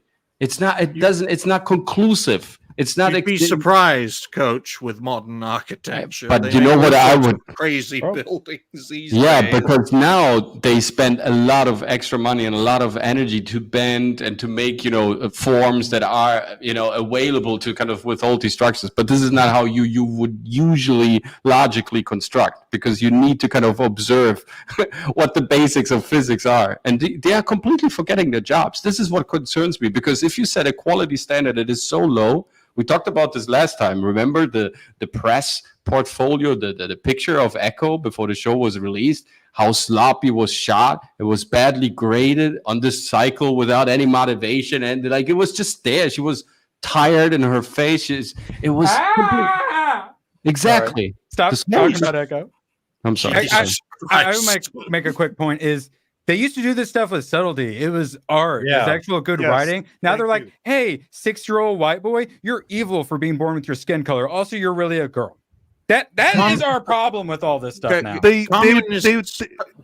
Communists need fascists to fight, Erwin. You need to remember that. So the pop culture we see today is basically a bunch of fucking communists trying to drive people mad and straight into the arms of fascism. It's a bunch of global optimization. They used to make you think about your own actions. That was the difference.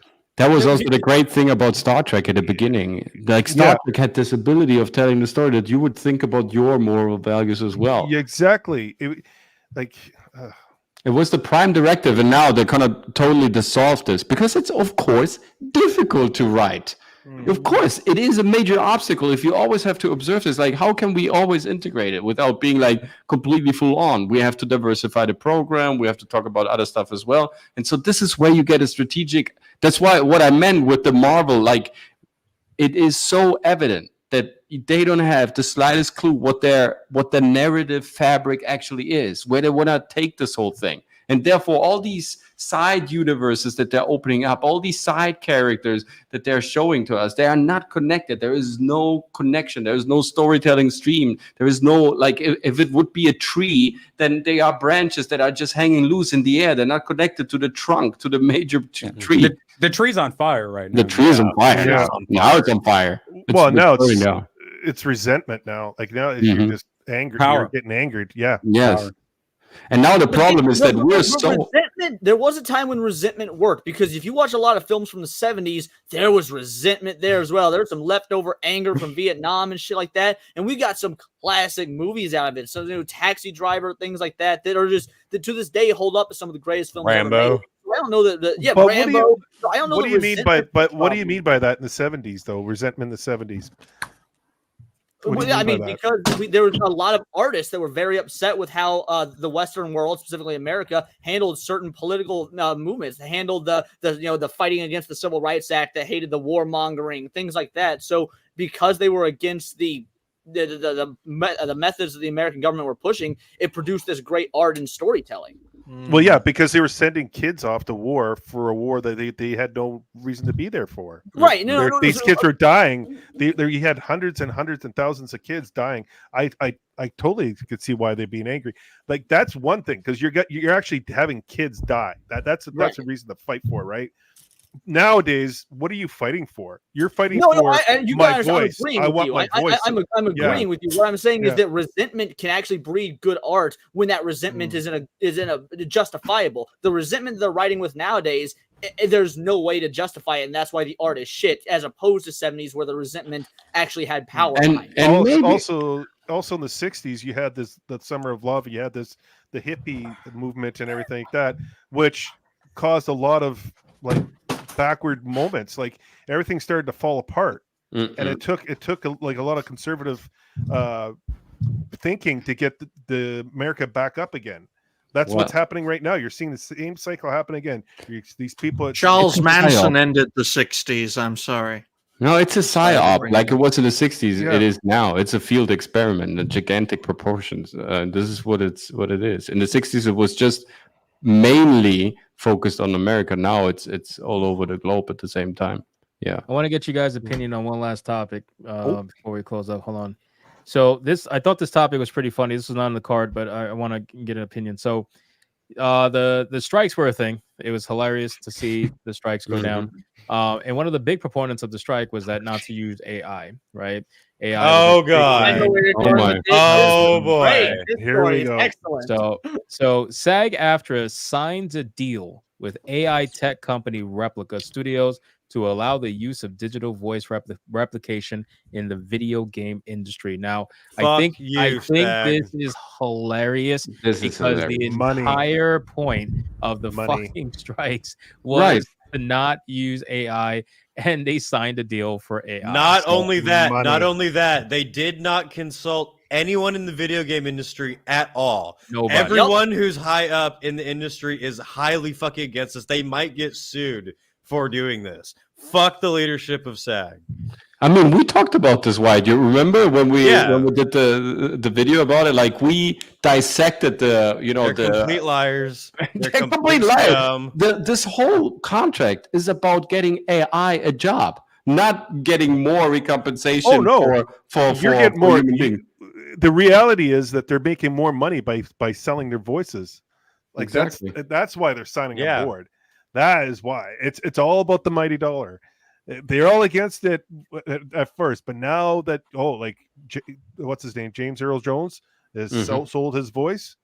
Everyone's seeing the figures coming out of that. They're like, "Oh shit, he's making good money every time they use his billions voice. of dollars. I'm going to do the same thing." course. It's yeah, business, guys. Might as well sell their soul again. Those Yep. spaghetti bastards. But I just think it's Sad. pretty hilarious because Mm.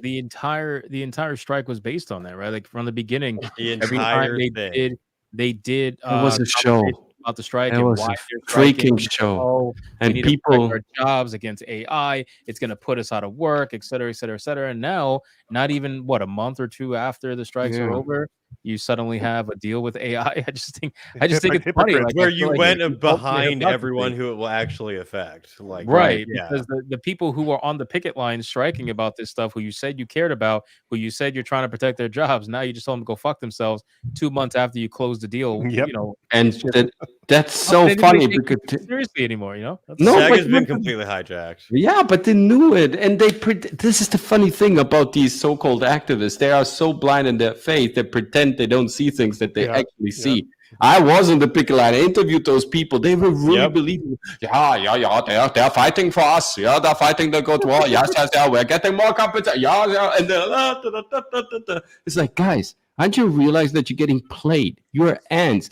These guys, they're gonna make billions with AI in the first week. They don't care about you, not the least. It's like, no, they're getting our rights. They're getting our okay. And then we read the contract, and what was it? It was a contract for AI, not for human beings. Me and Coach read the contract. It was bullshit. It was incredible. We couldn't actually believe it. It's like, yeah, is this now serious material? We were like double checking and triple checking. Like, no, this is the actual contract. But it's not a contract for human beings. It's actually introducing AI into the sector and giving AI a business. Yeah, I think it's that's just exactly fucking what it was. funny. Fuck the machine. Hot Fuck take. it. Hot take. I'm gonna get some flack for this, but There we fuck go. it. Shut up, Fuck Lefty Leon. Fuck 'em. Good. Oh, I'm God. fully embracing the AI. I think that's the natural evolution of technology, and I'm a-okay with it. These individuals sign their death warrants when they Fucking stop giving a commie. fuck about If making you actual want art. to use AI as a company, dumb. But just these sell are it. these are large. This is affecting the like voice actors of video games, though. Yeah. Yep, I don't give a fuck. The Fuck same you, voice actors, Borg the same voice drone. actors in video games. 90% of them are the same voice actors that do shit for anime that have been calling for that have actively been calling for communism. So you know what? I don't give a fuck if the commies are now losing their jobs to robots. So what are you Yeah, going I'm to do kinda when in that AI side. takes over your job? Like, what are My you gonna job do is to then? fix AI, so it's not going to. But what AI, okay. AI does Oh, not oh, have there my it is. creativity. There it work is. in You're IT. making money. AI You're becomes- making money off of AI. There you go. Yeah, So- I work in IT. This doesn't affect me. I'm gonna be real. Oh, Call it privilege, call it what ChatGPT it can is. code. They tell you to learn to code, but what about when the AI I know, that you I don't- code to I don't learn to code too? No, I don't code. I do IT. My point is that if these individuals wanted to claim that all this was so bad, if these are the same individuals that want to promote communism and promote hardcore leftism and promote this fake diversity stuff and promote this fake wokeism, and now they're losing their job to robots, I don't care. I'm all in. I think will still On be that able note, to I be am creative.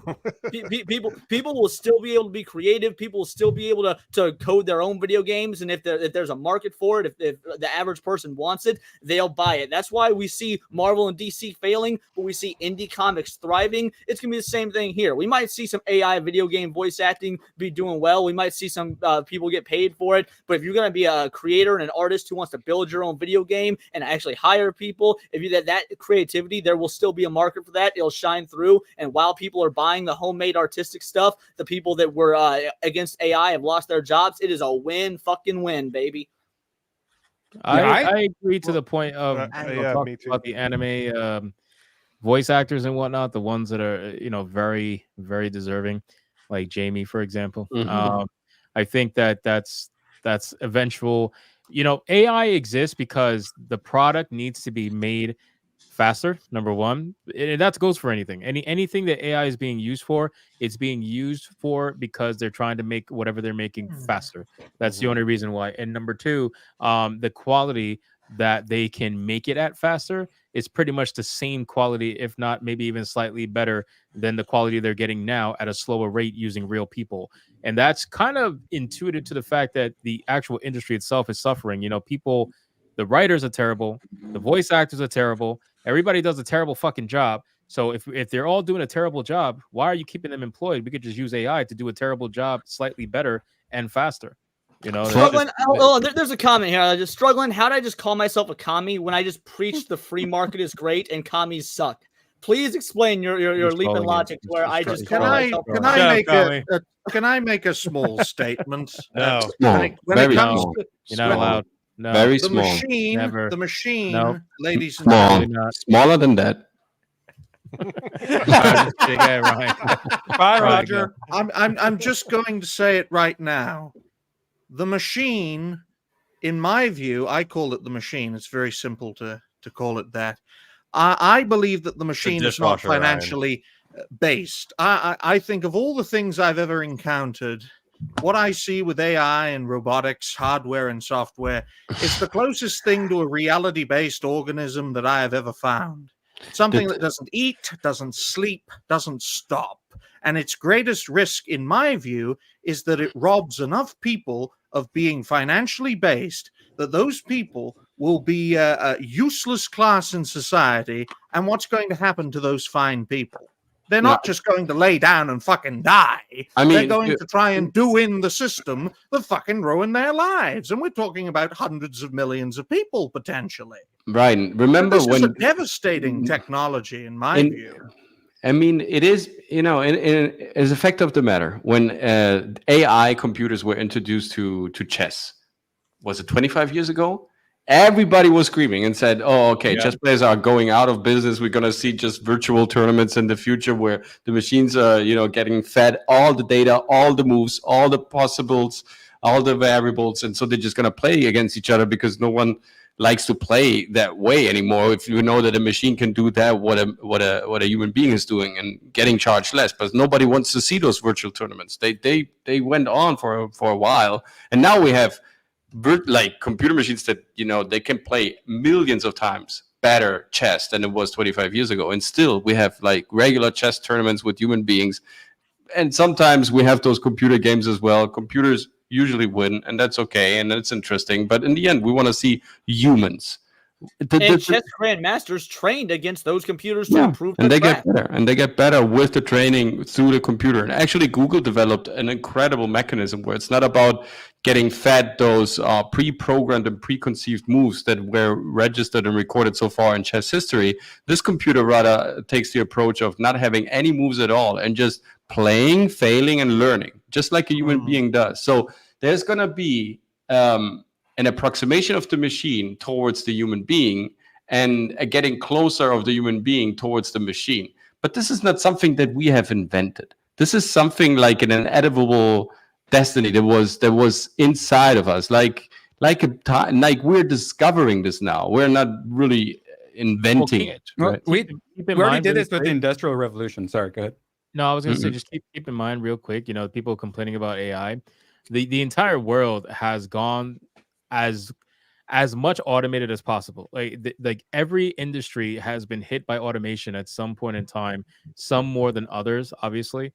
But every industry is going to try to go that route. It's just business, right? They're going to try to lower payroll, lower labor costs by going automated if they can. If there's a way to do it, they will. That's why so many artists are trying to fight against AI, because honestly, AI can do a good job or better job than most standard artists. Obviously the best of the best of the best artists will still have a place, just like the best of the best writers will still have a place.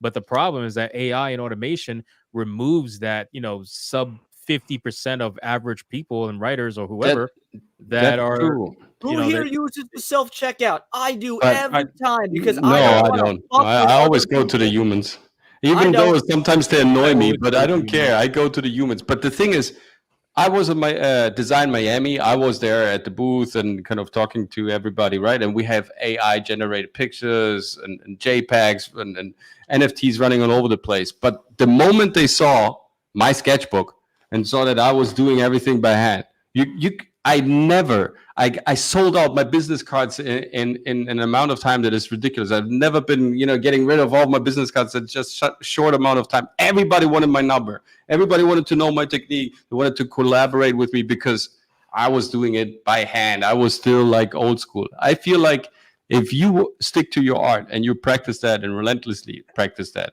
you will be outstanding. And even more so if your product is scarce, because now then it's like it's generated by machine or computer, then it's gonna even more so appreciate value. But So that's what I'm saying. right.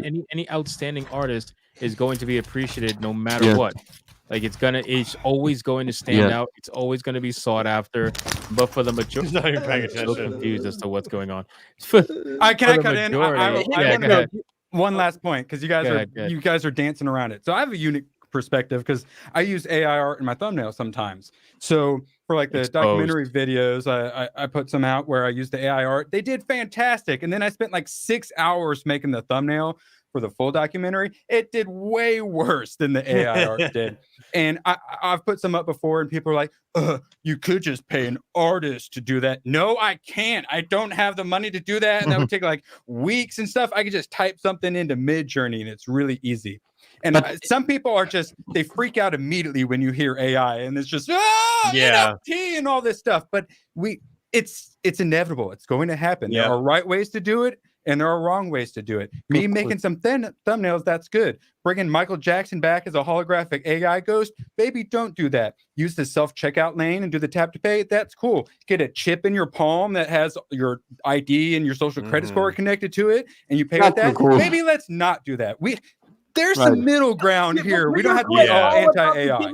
I've used AI art in my thumbnails. If you want to know what I've never done, use an AI script. And the reason for that is on YouTube, you want to build an audience. And that audience is coming for you. I don't give a damn if the picture, I want a funny picture of Donald Trump that clearly didn't exist in real life. I use AI art to make that funny picture of Donald Trump. But the people that come to the videos and leave all the comments, they're coming for your personality, something that the AI will never be able to replicate. There's always going to be a human element for those that want to put in the work to make sure that human element is something special for whatever art they're trying to share. So you hit the nail on the head. It's all about drawing lines. I don't give a fuck if Neuralink makes it to where people in wheelchairs can walk again. I'm never getting goddamn Neuralink. But for anybody that wants to, sign your warrant. I don't give a fuck. But when it comes to video games, I don't give a shit if the person talking is a robot. I still play video games where you have to read the subtitles because voice acting wasn't a thing yet, because old games are better than new games anyway.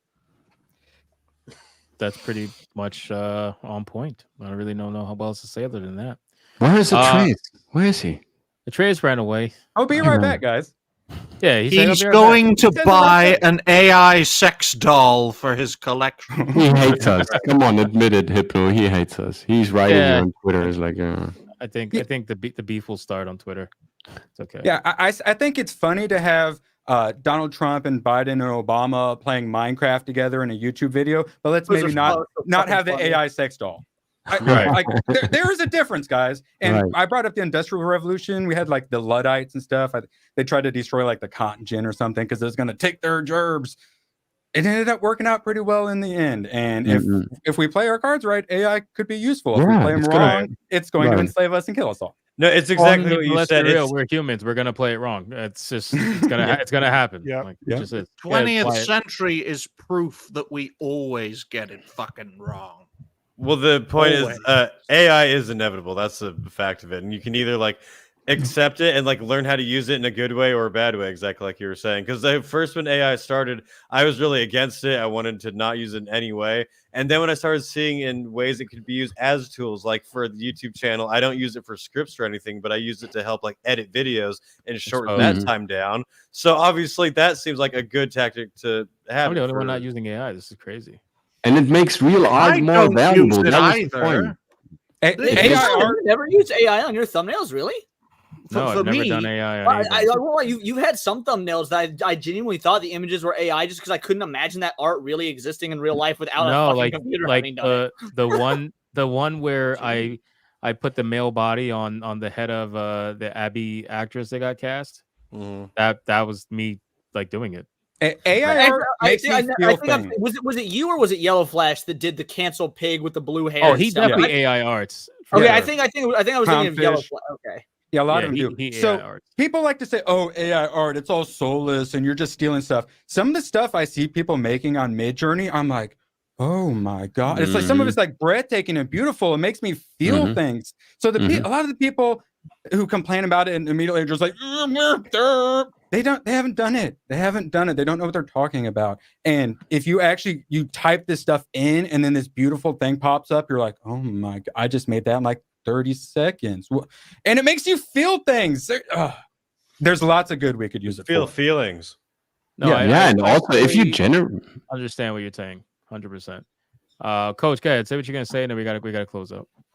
In the end, guys, it's always about creating. If you really generate something with an idea and intention behind it, of course, it doesn't always necessarily need to be like an epic masterpiece that's going to be remembered and reminded forever by generations to come. But sometimes it's just for yourself, just for the sake, for the fun of it. If it's productive and it just helps you to improve and get better at something and learn a new skill, whatever, then so might be it. And even if it's just for nonsense, for your just own pure pleasure, then it's okay as well. As long as you're creative, I guess all the options are good. And if AI can help us to get more creative and be more creative and integrate it and kind of, boost our performance, then so be it. It's going to be an inevitable, development, because we're doing this. We're, developing and then we're regressing. We're developing and we're regressing. But we're, great art, whether it's from the AI or from us, it's always going to be there. It's always going to be present.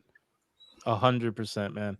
All right, ladies and gentlemen, listen, episode 73 is in the books. It was a fantastic evening, lots of topics, lots of things to discuss.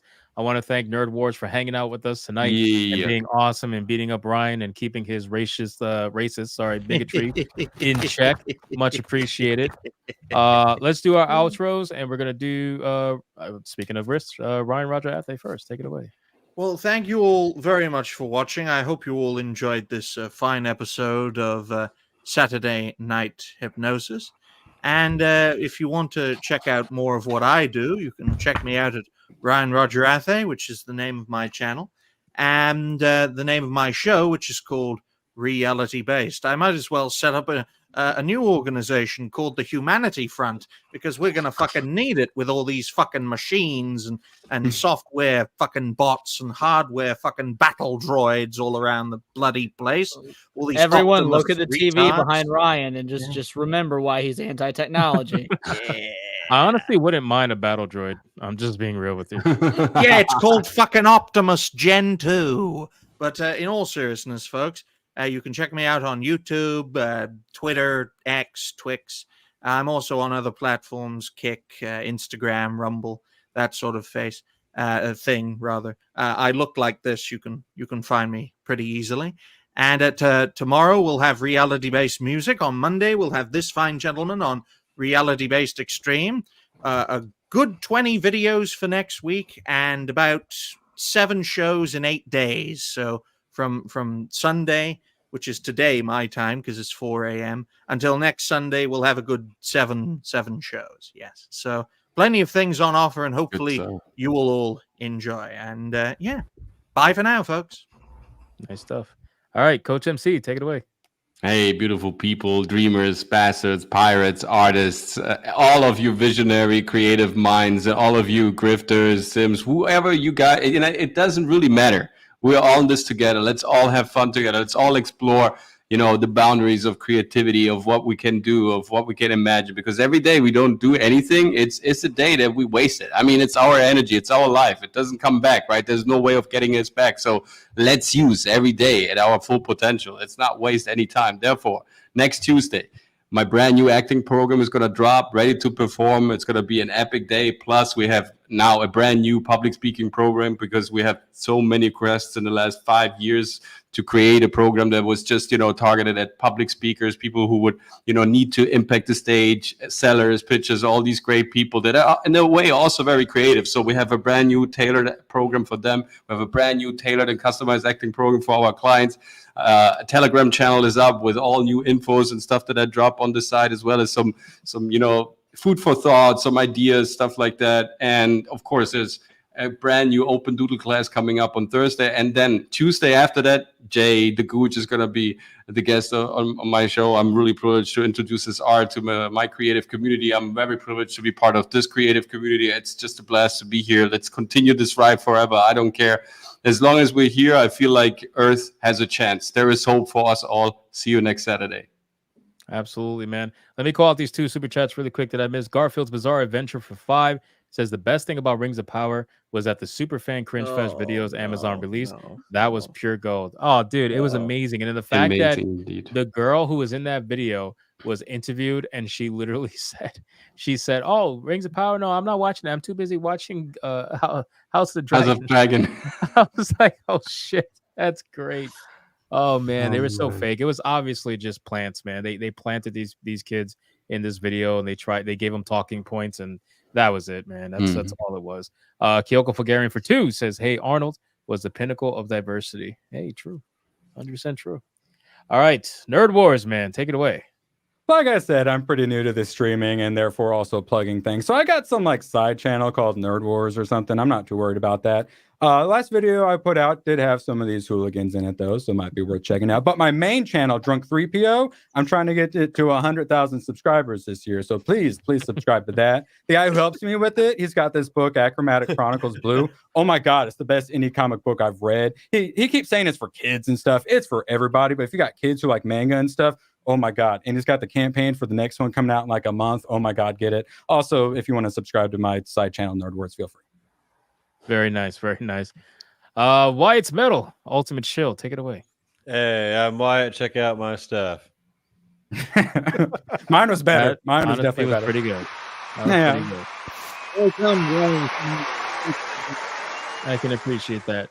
Jay the Gooch, take it away. Thank you again to everyone in the chat, the panel here. You guys are awesome as always. Come check out Diabolical Souls Presents. This week I will have Bone Bridger on Tuesday. That'll be a great show. And then Wednesday I will be doing looking forward to the best comics of 2024 with I believe maybe Joe Sontag, Sean Arendt, and maybe Caleb. She's available. So we're gonna have to be doing that Thursday.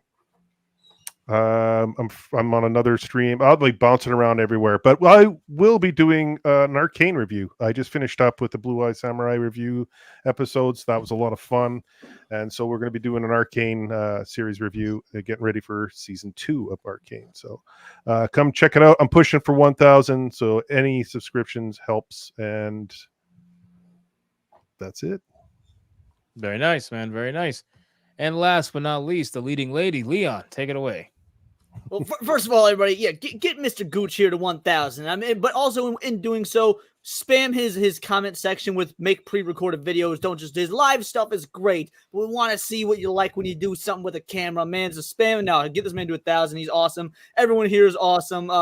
Just subscribe. Appreciate everyone on the channel as always. Just another great Saturday night in the books.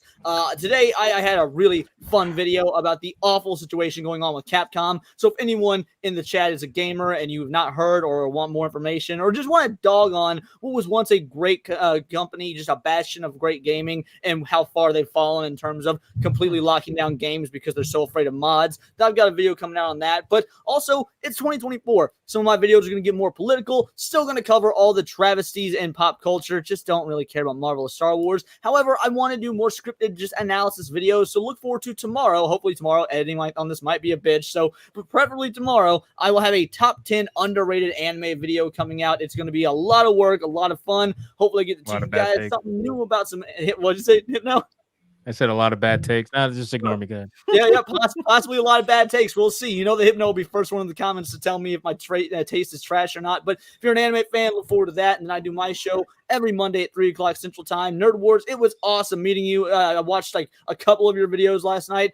It took me hours, but they were very well done. It was great. It was almost like Little Platoon, but with a bit more flair to it. I liked it. So awesome to meet you. Give everyone on this panel some love, and then if you want to check out my channel, it is Words of Paradise. Thank you. What a great Saturday.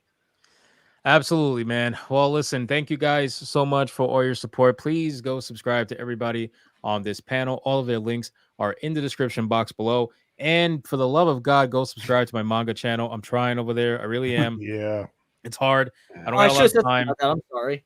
Yeah, no, it's okay. I put out shorts, a lot because that's just easier. But I am doing main videos. I'm gonna do like one a week, like really good videos. So please go check out the manga channel. I think I'm at 111 subscribers so far. So it's going up there. I love it, man. And that's basically it, man. Thank you everybody in the chat for hanging out with us tonight. I appreciate it so much. Thank you to all the Hypno mods out there as well doing their thing. It is great. I appreciate you guys. Thank you for everybody who took the extra step and decided to super chat. You didn't have to, but those that did, I appreciate you. And we will definitely see you guys on the next one. Take care, everybody. And of course, don't forget, go be bigots. Good night.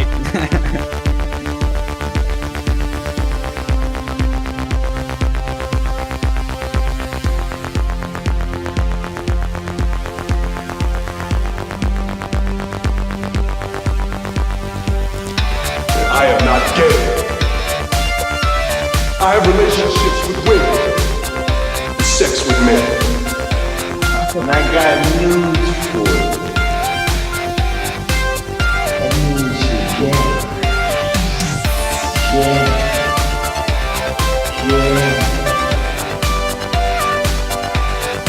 Poor kids are just as bright and just as talented as white kids. Her dog or her cat was named Vagina. Vagina.